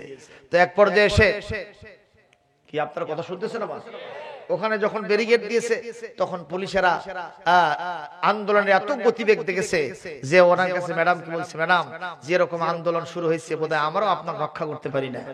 তো তাহলে আমার এখন উপায় কি? উপায় কিছু না, এতদিন যে বোরখার বিরুদ্ধে আপনি লিখেছেন, যে বোরখার বিরুদ্ধে কথা বলেছেন, ওই বোরখা পরে এই হুজুরদের সামনে দিয়ে যদি আপনি যান ওরা টের পাবে না, ওরা মনে করবে আমাকে দলেরই কোন একটা লোক হবে। কথা বুঝতে পারছে? শেষ পর্যায়ে এসে ওই রকম একটা সুন্দর বোরখা পরে নিজের জান বাঁচানোর তাগিদে আলেমদের সামনে দিয়ে পার হয়ে গেছে। আলেমরা টের পায় নাই, তারা মনে করছে এটা আমাদেরই এক কোন হুজুরের বউ হবে। মারহাবা দে। আমার আল্লাহ সেই কথা কোরআনে বলেন, আফা গায়রা দীনিল্লাহি ইয়াবগুন ওয়া লাহু আসলামা মান ফিস সামাওয়াতি ওয়াল আরদি তাওআন ওয়া কারহাও ওয়া ইলাইহি ইউরজাউন। আরো জোরে বলতে হবে আল্লাহু আকবার। আল্লাহ রাব্বুল আলামিন বলেন, এই পৃথিবীতে আমার দ্বীন ইসলাম ছাড়া যারা অন্য কিছু কামনা করে, অন্য কিছু তালাশ করে, আমি আল্লাহ ঘোষণা করলাম এটা তাদের জন্য হবে না, হবে না। আসমান জমিনে যত সৃষ্টিজীব আছে, ইচ্ছাই হোক অনিচ্ছাই হোক, তাদের আনুগত্যের মস্তককে আমি আল্লাহর সামনে নত করে দিয়েছে। সবাইকে একদিন কার কাছে যেতে হবে? কার কাছে? এখন থেকে একটু প্রস্তুত হওয়া লাগবে না? হঠাৎ করে একদিন নিতে গেলে ঝামেলা হবে। আমি একটু উদাহরণ দেই। আমাদের এলাকায় এক প্রাইমারি স্কুল ভিজিট করতে আসছে ভিজিটর। তো হেডমাস্টারকে আগে ইনফরমেশন দিয়েছে যে আপনারা স্কুলের পরিবেশটা ঠিকঠাক রাখবেন। শুনতেছেন কথা? তো হেডমাস্টার এখন সবাইকে বলছে যে অমুক দিন ইন্সপেক্টর সাহেব আসবে ভিজিট করার জন্য, আপনারা একদিনের জন্য হলো অন্তত পায়জামা পাঞ্জাবি পরে আসবেন। তখন পায়জামা পাঞ্জাবি ছিল, কেউ কেউ লুঙ্গি পরে আসতো, কথা বুঝতেছেন? আবার কেউ কেউ পাঞ্জাবি পায়জামা পরতো। তো উনি সেদিন বারণ করলেন যে সবার জন্য পায়জামা পাঞ্জাবি পরতে হবে। এখন একদিনের জন্য সবাই মেনে নিয়েছে, কিন্তু একজন শিক্ষকের বয়স আর মাত্র 2 মাস আছে চাকরি। কয় মাস? উনি সারা জীবন লুঙ্গি পাটি। চাচা বুঝবে আগে পাঞ্জাবি আর লুঙ্গি স্কুল কলেজ, হ্যাঁ ঠিক না? তো এখন উনি বলছে, বাবা হেডমাস্টার আব্দুল্লাহ, এই একদিনের জন্য তুমি আমাকে ওই কাতরার মধ্যে আর ঢুকাও না বাবা। মানে পায়জামার এই দুইটা পাও দেখতে তো ঢেকির কাতরার মতো লাগে না? বাবা এর ভিতরে ঢুকাও না, কারণ হঠাৎ করে যদি দড়ি পেঁয়াজ লাগে, প্রসাব পায়খানা লাগলে আমার কাম সারা, ঠিক না? ঠিক। এই জন্য আমি ভয় পাচ্ছি, তুমি আমাকে ওর মধ্যে আর ঢুকাও না। না চাচা, অন্তত একদিনের জন্য একটা অ্যাক্টিভিটিস অবলম্বন করতেই হবে, তাছাড়া আমাদের সকলের গ্রান্ট কেটে যেতে পারে, স্কুলের পরিবেশ ঠিকঠাক থাকবে না। আচ্ছা সারবানা যখন দেখি ওই দিনে কি হয়। ওই দিনে সবাই পায়জামা পরে আসছে, কিন্তু ওই চাচায় লুঙ্গি পাটি। হেডমাস্টার বলছে, চাচা পায়জামা? কয় বাবা জাগা মতো আছে রে, অত মাথা গরম পরিষ্কার। আচ্ছা পায়জামা তো আপনার পায়ে থাকবে, কোথায় আছে? কয় ব্যাগে আছে। কি কথা? এখন পরে নেন। কয় যে না, ভিজিটর আগে আসুক, আসলে আমি পরে নেবো, কোনো টেনশন নেই। ভিজিটর হাজির, চাচা এখন পরেন, কয় আগে ভিজিট শুরু হোক। তারপরে ভিজিট শুরু হয়েছে, সব শিক্ষকদের ক্লাসে ক্লাসে বসাই দিয়েছে। তো এখন ক্লাস, সবাই ক্লাস নিচ্ছে, ওই চাচাকে একটা রুমে বসতে দিয়েছে। ক্লাস নিচ্ছেন উনি, ভিজিট শুরু হয়ে গেছে। ভিজিটর সাহেব, ইন্সপেক্টর সাহেব বিভিন্ন রুমে যাচ্ছে, দৌড়ে যে বলছে চাচা ভিজিট অলরেডি শুরু হয়ে গেছে, আপনি পায়জামাটা পরে নেন, ব্যাগ থেকে বের করে পায়জামাটা পরে নেন, ধীরে স্থিরে পরেন। কয় বাবা আগে আমার ঘরের আগের ঘরে যখন আসবে তখন কোষ। আচ্ছা এই চাচার লক্ষণ ভালো না খারাপ? জোরে বলেন লক্ষণ ভালো না খারাপ? ইতিমধ্যেই ভিজিটর সাহেব ওনার রুমের আগের রুমে আসছে। হেডমাস্টার সাহেব দৌড়ে যে বলতেছে চাচা এখনো পায়জামা পরেননি? কই কেন? আপনার রুমের আগের রুমে আসছে, এখন আপনার রুমে ঢুকবে ভাব। বলে তাই নাকি? বলে হ্যাঁ। জোরে সরে করে পায়জামা পরতে নিয়ে এক ঠ্যাঙের মধ্যে দুই ঠ্যাং ঢুকছে। আপনারা বলেন এক ঠ্যাঙের মধ্যে কয় ঠ্যাং? কায়দা না বেকায়দা? আমাদের দেশের কায়দা হলো দুই প্রকার, নুরানি কায়দা আর বগদাদি কায়দা। ওই চাচার যেটা হচ্ছে এটা হলো বেকায়দা। কথা কর।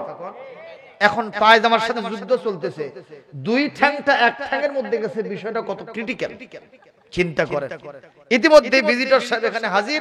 উনি কি ভিজিট করবে? পায়জামার সাথে যুদ্ধ করা দেখতে কামসারা। বলছে চাচা আপনি ওর মধ্যে ঢুকছেন কেন? কয় বাবা হেডমাস্টার ঢুকেছে। হেডমাস্টারকে বলতেছে আচ্ছা আপনি ওনাকে এর ভিতরে ঢুকলেন কেন? কয় আপনি না বলছেন। আরে আমি বলছি কি সবার জন্য আইন সমান। আমি কাগজপত্র ঘেটে ঘুটে দেখলাম ওনার মাত্র 2 মাস টাইম আছে চাকরি, এনার অভ্যাস নাই, আপনি এই কাজ করতে গিয়ে কি বেকায়দা হয়ে গেছে।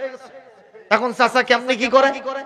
চাচা আপনার যে যুদ্ধ পায়জামার সাথে চলতেছে আমি খুশি হয়ে গেছি, আপনি যতটুকু চেষ্টা চালাছেন এটাই যথেষ্ট, আমি মাফ করে দিলাম, আপনি তাড়াতাড়ি পায়জামা থেকে আপনি বাড়ান। কয় বাবা তুমি তো ছাড়লা, পায়জামা তো ছাড়ে না। কথা কর না কেন? ঠিক না ঠিক? এখান থেকে কি বোঝা যাচ্ছে? হঠাৎ একেবারে অতি অল্প সময়ের ভিতরে কেউ যদি আল্লাহর বন্ধুত্ব অর্জন করতে চায় সম্ভব হবে না। ঠিক কি না? এখন থেকেই প্রিপারেশন গ্রহণ করতে হবে।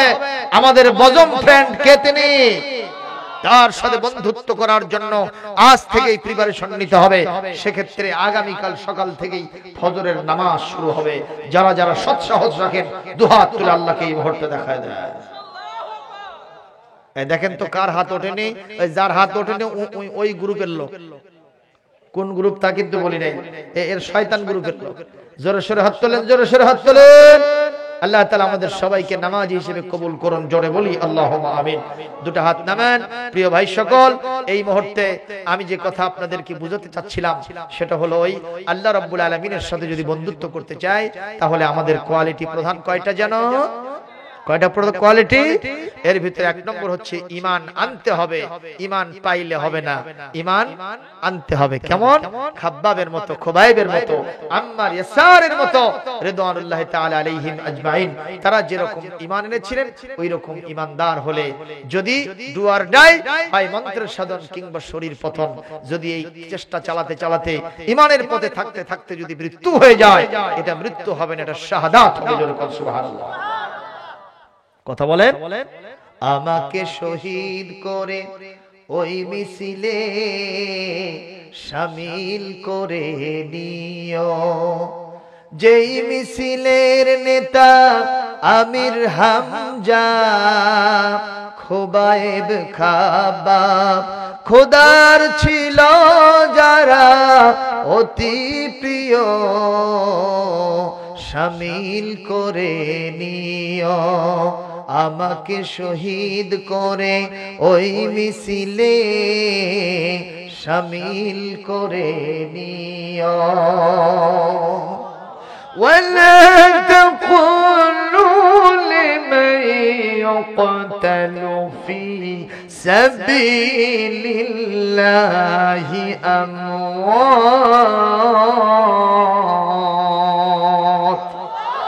বাল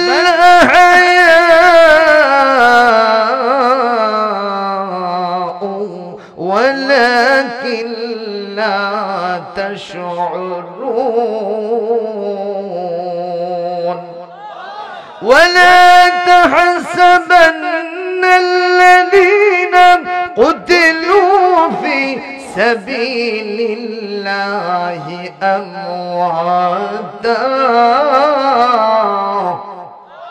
بل أحياء عند ربهم يرزقون। আরো জোরে বলেন আল্লাহু আকবার। আল্লাহ রাব্বুল আলামিন বলেন ঈমানের দাবি পূরণ করতে গিয়ে এই রাস্তায় চলতে চলতে বাতিল শক্তির ওই মোকাবেলা করতে গিয়ে যদি তাদের অস্ত্রের আঘাতে তাদের সিদ্ধান্তের কারণে জমিন থেকে যদি কেউ বিদায় হয়ে যায় রে, তাদেরকে মৃত্যু বলো না, তারা নিহত হয়েছে এই কথাও বলো না, মনে করবা ওরা শহীদ হয়ে গেছে, ওরা মরে যায় নাই, জিন্দা আছে। দুনিয়াতে তোমরা আর কি খাওয়া দাওয়া করতেছো, কি আর সিয়ার পাইছো, কি আনন্দ করতেছো, কত রঙিন স্বপ্নের মধ্যে তোমরা আছো। তোমাদের চাইতে হাজার গুণ ভালো ভালো রিজিক, ভালো ভালো সিয়ার আমার জান্নাতের মধ্যে তাদেরকে আমি দিয়েছি। জোরে বলেন আল্লাহু আকবার, আরো জোরে বলেন আল্লাহু আকবার। আমার মুসলমান, সেই নাজ নিয়ামতকে আমরা পেতে চাই না, পেতে চাই কি চাই না? মরা যেহেতু লাগবেই, মশার কামড় পিঁপড়ার কামড় খেয়ে মরার সুযোগ নাই। কথা কন না কেন? হাতির পায়ের তরে পড়ে মরলে সেই মরণটা হবে বীর মুজাহিদের মরণ। কথা কন, মরতে যেহেতু হবে, শাহাদাতের মওত বরণ করতে পারলে পারে দুনিয়া, ওই শাহাদাতের মওতটা একটা ব্রিজ বা সেতু পারে আল্লাহর জান্নাত, সরাসরি দিদার ইলাহি আল্লাহর সাথে মিলিত হয়ে যাবেন। সুবহানাল্লাহ বলে, জোরে বলে সুবহানাল্লাহ। ও মুসলমান, এইবার আসেন 2 নম্বর কোয়ালিটি, যারা আল্লাহর সাথে বন্ধুত্ব পাবে তারা হলো আল্লাযীনা আমানু ওয়া কানু ইয়াত্তাকুন। আল্লাহর ওলিরা কেবলমাত্র শুধুমাত্র যাকে ভয় করেন উনিকে। আমরা কাকে ভয় করব? জোরে বলেন। আল্লাহকে ছাড়া কাউকে ভয় করা যাবে না। ও মুসলমান, আল্লাহর ভয়টা কি জিনিস উদাহরণ না দিলে, দৃষ্টান্ত না দিলে, মাসালান একটু যদি উদাহরণ না দিয়ে আপনারা বুঝতে পারবেন না। আপনাদের বুঝি খারাপ লাগতেছে? আমি বগুড়া থেকে অনেক কষ্ট করে আসছি, 2টি কথা শোনাবো পাবনাবাসীকে। ও মুসলমান, এই পাবনা আল্লাহর ওলিদের এলাকা, কথা বলেন ঠিক না ঠিক? এই পাবনা থেকে অনেক বক্তাগণ আমার বগুড়ায় যাইতেন। আপনাদের পাবনার কৃতি সন্তান মরহুম মগফুর পীরে কামেল রওশন আলী হায়দারি সাহেব, রওশন আলম হায়দারি সাহেব, আমরা তার ওয়াজে কতবার না হাজির হয়ে চোখের পানি দিয়ে বুক বাসায় দিয়েছি। আজকে মরহুম হয়ে গেছে। এই পাবনার পাশেই সেই আপনার সাজাদপুরের কৈজরি এলাকার নাম ছিল মরহুম মগফুর নুরুল আলম আনসারী সাহেব। আমরা তার ওয়াজ শুনেছি। এই পাবনা থেকে, ধুলাউড়ি থেকে আপনার, ওনার নাম ছিল আমার মনে পড়ে নিজামউদ্দিন আউলিয়া। ওনার ওয়াজ শোনার জন্য ধুলাউড়ি নিবাসী ওই সাথিয়া এলাকায় তার বাড়ি। তার ওয়াজ শোনার জন্য আমরা হাজার হাজার লোক হাজির হয়ে যেতাম। সেই পাবনায় আমি আব্দুল সালাম বগুড়া থেকে এসেছি 2টি কথা শোনানোর জন্য। তাতে কি আপনাদের বিরক্ত হয়? বিরক্তির উদ্রেক হয়। একটু সামান্য আলোচনা করব তাকওয়াটা কি জিনিস, আল্লাহর ভয় কি জিনিস। যদি না বলি এটা অসম্পূর্ণ থেকে যাবে, আল্লাহর কাছে আমাকে দায়ী হতে হবে। আর বেশি না, মাত্র 15 মিনিট আমি টাইম চাই। আপনারা দিতে রাজি আছেন? কয় মিনিট রাজি আছেন? না, এত 1 ঘন্টা করলে হবে না। আগামীকাল ফজরের নামাজ, নফল, সুন্নত, ওয়াজিব, ফরজ। কেউ যদি ফরজ বাদ দিয়ে নফল টানাটানি করে, ওর অবস্থা এমন পরনে লুঙ্গি নাই, পাগড়ি বাঁধে ঘুরছে। তাহলে ওর অবস্থা কি ভালো হলো ভাই? যখন ভালো হলো। আমার সালমান, আল্লাহর এক ওলির ঘটনা বলবো। আপনারা সবাই জানেন সে ওলিউল্লাহর নাম হলো, উনি মহিউদ্দিন হযরতে আব্দুল কাদের জিলানী রাহমাতুল্লাহ আলাইহি। ছোট পীর না বড় পীর? কথা কয় না। ছোট পীর না বড় পীর? বিশ্বের যত ওলি আছে তাদের মধ্যে অলিকুল শিরোমণি হচ্ছে হযরতে আব্দুল কাদের জিলানী। তার বাপ আরো কত বড় ওলি হবে। ওনার বাপের নাম ছিল হযরতে আবু সালেহ মুসা জঙ্গি রাহমাতুল্লাহ আলাইহি নওয়ারাল্লাহু মারকাদাহু ওয়া জাআলাল জান্নাতা মাসওয়াহু, জঙ্গলে জঙ্গলে থেকে আমার আল্লাহকে পাওয়ার জন্য ধ্যান করতেন, ইবাদত বندگی করতেন। একদিন ক্লান্ত পরিশ্রান্ত অবস্থা কিছু খাবারের সন্ধানে জঙ্গল থেকে বের হয়ে রাস্তায় বের হয়েছেন, চলছেন। পাশে ছিল একটা নদী, এই নদীর খরস্রোতা, এভাবে নদীর পানিটা উত্তর দিকে দক্ষিণ দিকে প্রবাহিত হয়। উনি উত্তর দিকে চলছেন নদীর পার দিয়া। এত ক্ষুধার্ত ক্লান্ত পরিশ্রান্ত, কোনো খাবার পাইলেই উনি খেয়ে নেবেন। হঠাৎ করে ক্লান্ত পরিশ্রান্ত অবস্থায় এক জায়গায় বসে গেছেন। হঠাৎ করে নজর করে দেখেন স্রোতের টানে একটা পাকা টসটসে আপেল ফল ভেসে যায়।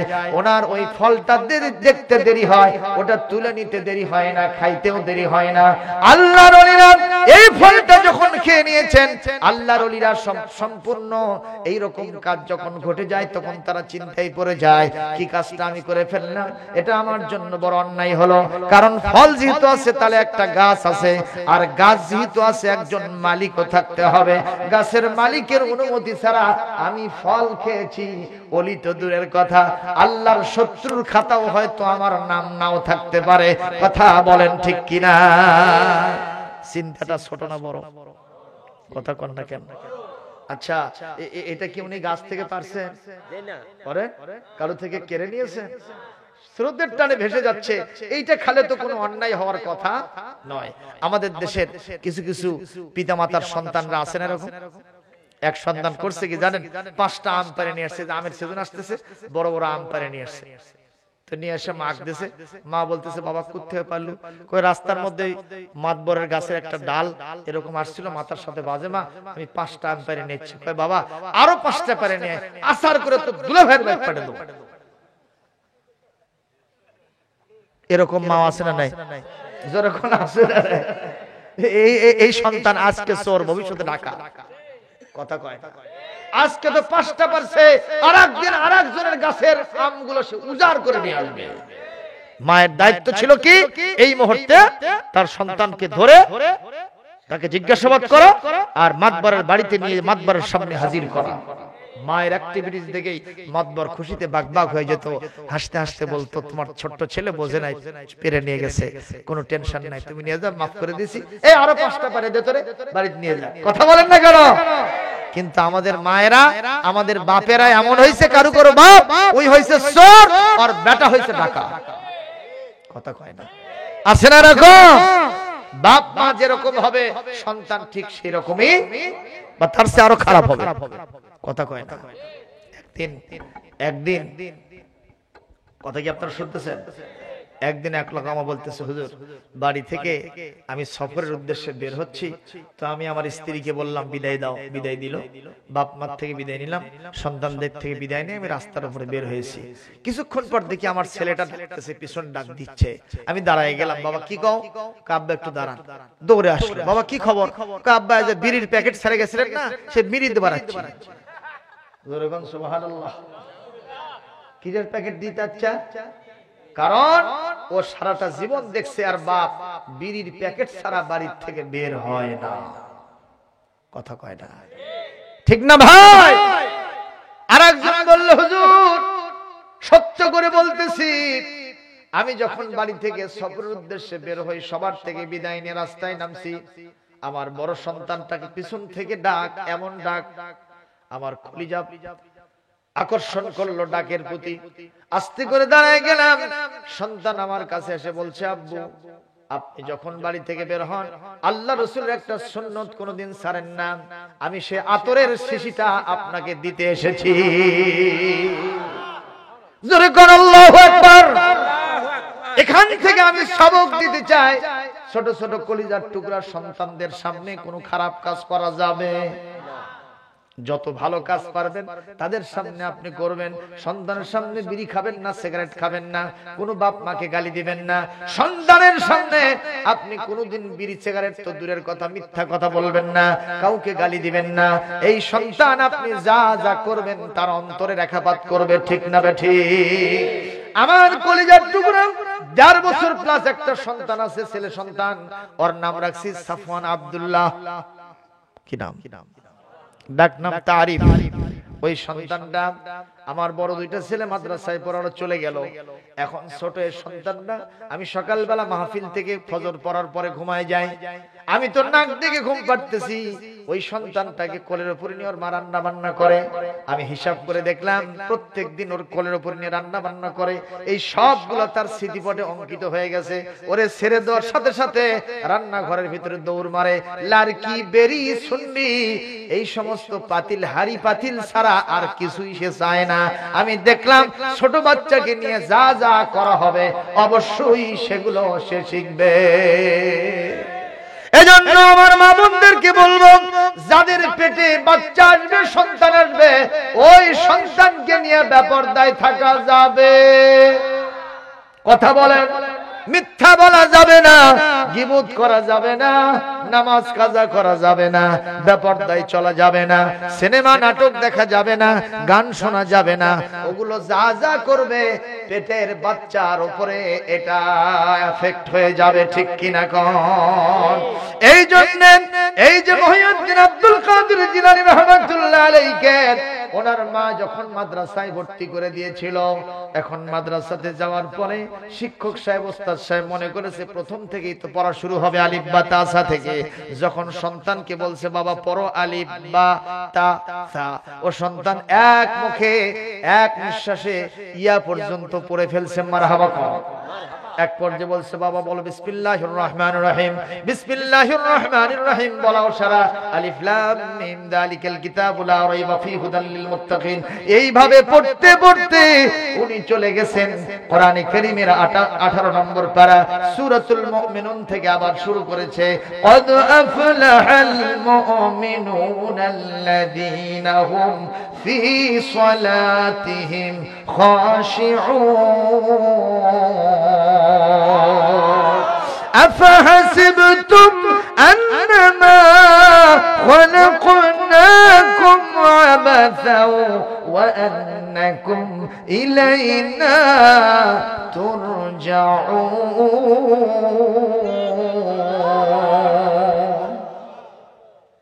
الله أكبر। এত আস্তে রে, আরো জোরে।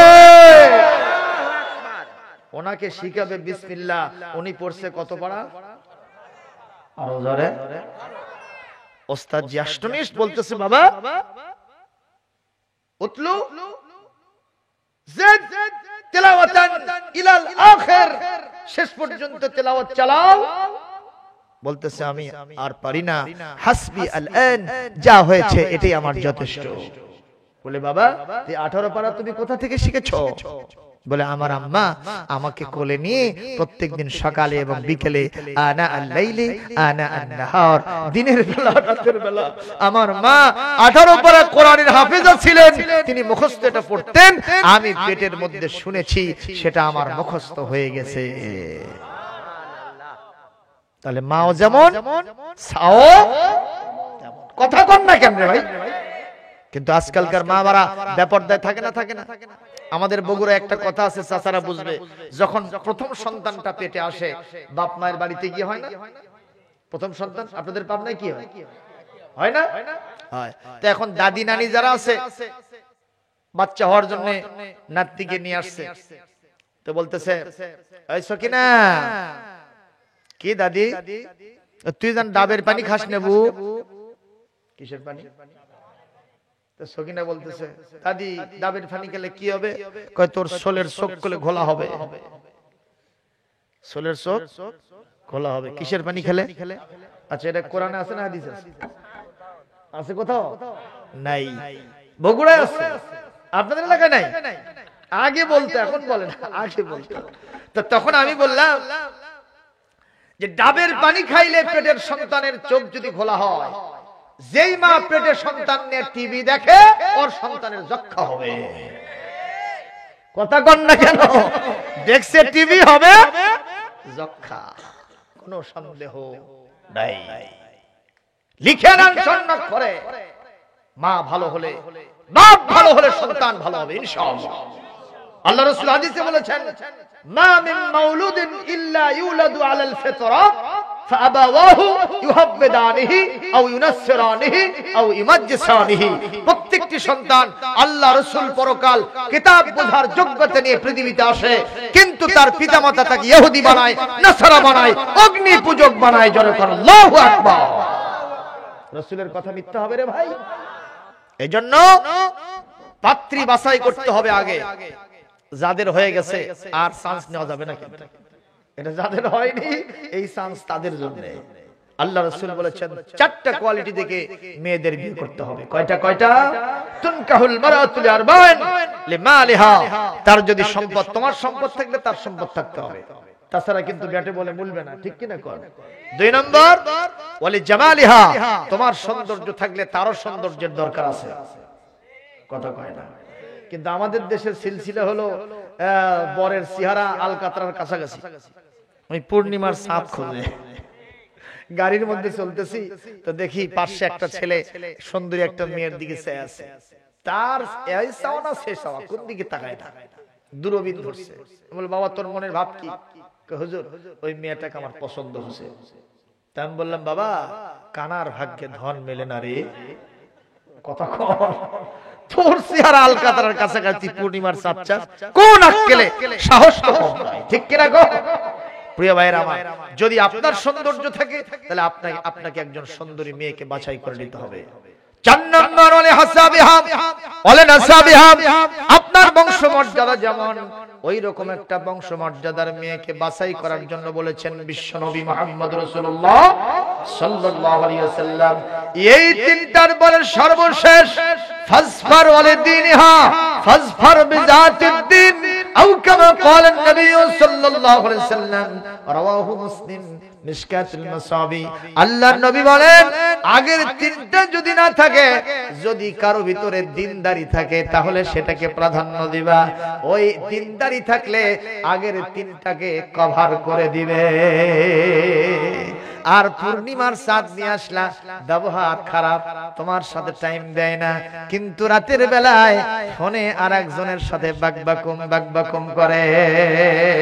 তুমি যত সুন্দরী বউ নিয়েছো তোমার কলিজাটা খেয়ে খান করে ফেলবে। এই জন্য চরিত্রবান দিনদারি মেয়ের দরকার আছে না নাই? পর্দানিশীন মেয়ে যদি হয়, দেশের ভিতরে বলে জাতের মেয়ে কালো। এই জন্য মা বোনেরা মন খারাপ করবেন না, আজকের ওয়াজ কিন্তু আপনাদের পক্ষেই হলো। কিন্তু আমার বাবাজিরা মন খারাপ করলেন নাকি? না, মন খারাপ করা যাবে না। এই পৃথিবীতে একজন স্বামী তার স্ত্রীর কাছ থেকে অন্তত 3টা অধিকার পাবে। যেরকম কয়টা? আর জোর হলো না। 1 নম্বর ইজা আমারতাহা আতাআতকা, যখন স্ত্রীকে নির্দেশ করবে সঙ্গে সঙ্গে ভালো কাজে নির্দেশটা তামিল করবে, মেনে নেবে। 2 নম্বর ওয়া ইজা নাযারতাহা সাররাতকা, যখন আপনি বিবিরে দেখবেন দেখার সাথে সাথে আপনার বিবিকে তার এমন একটা অ্যাক্টিভিটিস দেখাবে, এমন চরিত্রবান হবে, এমন বেশি সুন্দর ব্যবহার আপনার সাথে প্রদর্শন করবে, দেখার সাথে সাথে আপনার মনটা আনন্দে নেচে উঠবে। আর 3 নম্বর হলো ওয়াইদা গাবতা আনহা হাফিজাতকা ফি মালিকা ওয়া ইরজিকা ওয়া হাফিজাতকা ফি মালিকা ওয়া ইরজিকা। আল্লাহর নবী বলেন এই পৃথিবীতে যদি তোমার বিবিকে রেখে তুমি বিভিন্ন সফরে চলে যাও, যদি তুমি তো মাঠে ঘাটে পথে প্রান্তরে যাও, পেশাজীবীর দায়িত্ব পালন করতে যাও, চাকরি করতে যাও, ব্যবসা করতে যাও, বাড়িতে তুমি থাকবা না, তোমার যদি মন বলে আহারে আমি না থাকলে কি হবে, আমার অর্ধাঙ্গিনী আমার বাড়িতে আছে, তার প্রতি আমার ফেইথ আছে, আমার বিশ্বাস আছে, আমি না থাকলেও আমার সংসার সে তছনছ করবে না, সে আমার সবচেয়ে বড় শ্রেষ্ঠ সম্পদ, তার সতীত্ব, আমার বিছানায় পরপুরুষকে নিয়ে এসে বসাবে না, আমার সন্তানের দেখভাল করবে, আমার সম্পদগুলো গুছায় গাছে রাখবে, সে নিজেও পর্দায় থাকবে। এরকম ফেইথফুল হার্ট যদি কারো থাকে, স্ত্রীর প্রতি এরকম বিশ্বাস যদি থাকে, বিশ্ব নবী বলেন সে বিবি পায় নাই, আজ তো জান্নাতের হুর পরি তার ঘরের মধ্যে ঝরা দিয়েছে। আরেকটা কোয়ালিটি থাকবে, স্ত্রীরা স্বামীকে নাম ধরে ডাকিবে না। আমাদের দেশে ডাক আছে না নাই? আছে না নাই? হে দালাল, হে দালাল, হে দালাল। স্ত্রী স্বামী ডাকতেছে জালাল। তো জালাল তখন ওর বন্ধুকে সাথে গল্প করতেছিল। এক বন্ধু করছে, কে ডাকে রে, তোর মাও নাকি? এই কথা বলাও সারা, ওই জিবাত কামড় খাওয়াও সারা। কে রে ভাই, তুই জিবাত কামড় খালু কে? ওই মেয়েটা আমার মা হয়। কে হয়? আমার বউ হয়। তোর বউ তোর নাম ধরে ডাকলো কে? ভাই লাভ ম্যারেজ। আমি তখন বললাম, এটা লাভ ম্যারেজ নয়, এটা লাভ মরিজ। মরিজের কি বাড়ায়? কি বাড়ায়? তা আবার কারেন্ট মরিজ। এই দেশে কারেন্ট মরিজ আছে নাকি? ঝাল কম। আমি বুঝতে না পারে একদিন কিনে নিয়ে গেছি এক পো বাসা, তো ভালো মরিচ পাইলাম না। তো আমাকে দোকানদার বলতেছে, হুজুর এটা নেবেন? আমি দেন, এ ভর্তা বাত্তি খাওয়া তো, অন্য কিছু না। তো বলছে, হুজুর এটা কিন্তু কারেন্ট। আমি বললাম, অ্যাকশন তো কারেন্টই হতে হবে, দেন দেখি কি হয়। যে বাড়িতে নিয়ে গেলাম, আমার স্ত্রী ওটাকে ভেজে ভর্তা বানাইছে। তখন ওটা খাওয়ার সাথে রাতের বেলা খাইছি, তো ও কান্দে আমিও কান্দি। এইটা দেখে আমার শরীর বলো কান্না শুরু। দ্যাট ইজ কল কারেন্ট মরিচ।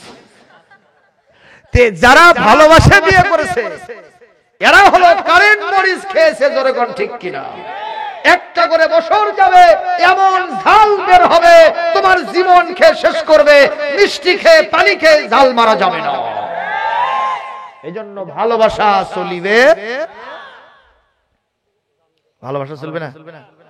ভালোবাসা চলবে স্ত্রীর সাথে, মায়ের সাথে, মায়ের সাথে, বাবার সাথে, বাচ্চা কাচ্চার সাথে, আপনার উস্তাদদের সাথে। আমার আল্লাহ, আমার রাসূল, ইঞ্জিনিয়ার পৃথিবীর সমস্ত মুসলমানদেরকে, সমস্ত মানুষকে, আল্লাহ রাব্বুল আলামিনের সকল সৃষ্টিজীবকে কলিজা দিয়ে ভালোবাসবো, মহব্বত করব। তা শুধু 14ই ফেব্রুয়ারি বিশ্ব বেহা দিবসের জন্য নয়, সারা দিনের জন্য, সারা জীবনের জন্য। মিনাল মাহদে ইলাল লাহদে, দোলনা থেকে কবর পর্যন্ত। কিন্তু শয়তানরা শুরু করছে খালি 14ই ফেব্রুয়ারি। কালকে দেখলাম এক যুবক এরকম এক ফুল নিয়ে খালি দৌড়চ্ছে। আমি বললাম, বাবা তুই পারে না, পারে না, ঠিক কিনা? কষ্ট হচ্ছে। গতকালকে গান বাজনা হয়েছে না হয়নি? গতকাল গান বাজনা হয়নি? ওরে ও নওজোয়ান, তোমরা তো মুসলমান, কেন গাও তুমি ভিনদেশীদের গান? ও মুসলমান, তোমাকে গাইতে হবে আল কোরআনের গান। কথা বলেন। ওরে ও নওজোয়ান, তোমরা তো মুসলমান, ওরে ও নওজোয়ান, তোমরা তো মুসলমান, কেন গাও তুমি ভিনদেশীদের গান? ও মুসলমান, তোমাকে গাইতে হবে আল কোরআনের গান। ভালোবাসা দিবসে মনেরই হরসে, ভালোবাসা দিবসে রমনা বটমূলে, ভালোবাসা দিবসে কখনো পার্কে, ভালোবাসা দিবসে টিএসসি চত্বরে, ভালোবাসা দিবসে মনেরই হরসে, কেন গাও তুমি পীড়িতেরই গান? ও মুসলমান, তোমাকে গাইতে হবে আল কোরআনের গান। ও মুসলমান, তোমাকে গাইতে হবে আল কোরআনের গান। ও মুসলমান, তোমাকে গাইতে হবে আল কোরআনের গান। বেজার হস? মারহাবা আসতে হলো কেন? আরো জোরে, আরো জোরে।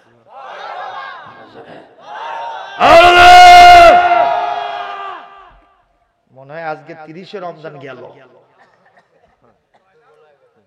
কষ্ট হচ্ছে।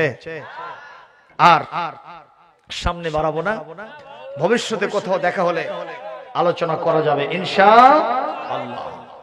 না, অনেক সময় হয়ে গেছে, আমি 2 ঘন্টার উপরে আলোচনা কোথাও করি না।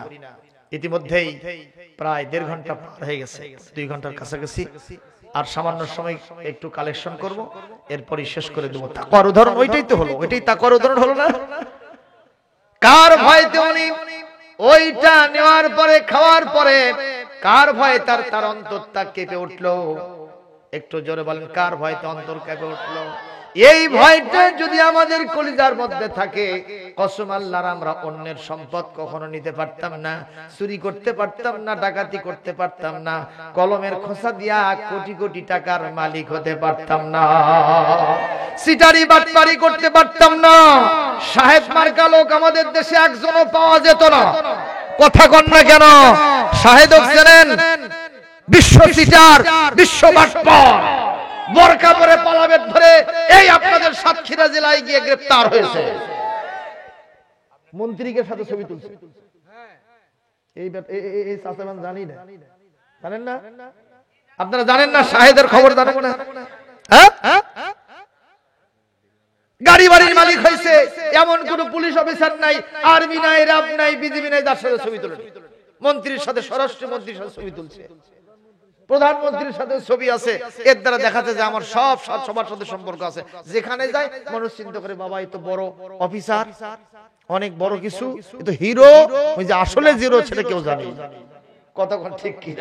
এখন ধরা খাইছে, এখন মনে মনে আল্লাহর কাছে বলছে, আল্লাহ, সরকারের কাছে বলতেছে, সরকার বাহাদুর, আমার গাড়ি বাড়ি নারীর কিচ্ছু দরকার না, খালি ছাড়িয়ে দাও, এই পাবনা জেলার তারাবাড়িয়া পূর্বপাড়া মসজিদের মুয়াজ্জিনি করে খাবো। কথা কয় না? কথা বলেন ঠিক না ঠিক? এজন্য অবৈধ পন্থায় সম্পদ অর্জন আমরা করব না। কার ভয়তে? কার ভয়তে সুদ খাবো না? কার ভয়তে ঘুষ খাবো না? কার ভয়তে এই পৃথিবীতে আমরা সব সময় মানুষের উপর অত্যাচার চালাবো না? কার ভয়তে? কার ভয়তে? কার ভয়তে বিবির উপর অত্যাচার করব? আল্লাহর ভয়তে বিবির অত্যাচার করবেন? নাউজুবিল্লাহ। বিবি পেটা যাবে না, আল্লাহর ভয়তে বিবির অধিকার আদায় করতে হবে। আমাদের মা বোনদেরকে বলবো, আপনারা তাকওয়ার সাথে থাকেন, পর্দার অবস্থা থাকেন। আজকে আমরা যা যা বললাম ইনশাআল্লাহ এই কথাগুলোর উপর আমল করব। যদি আমরা এই দুইটা কোয়ালিটি লালন করতে পারি, আল্লাহ আমাদেরকে তার খাস ওলিদের ভিতরে গণ্য করবেন। আর আমাদের জন্য দুনিয়া আখিরাতের শুভ সংবাদের ব্যবস্থা করেছেন কে? শুধু তাই নয়, আল্লাহ পাক বলেন, এই পৃথিবীতে তোমাদের জন্য কোনো ভয় নাই, কোনো চিন্তার কারণ নাই। আসুন আমরা সকলে এই দুইটা কোয়ালিটি লালন করি। আল্লাহ তৌফিক দান করুন।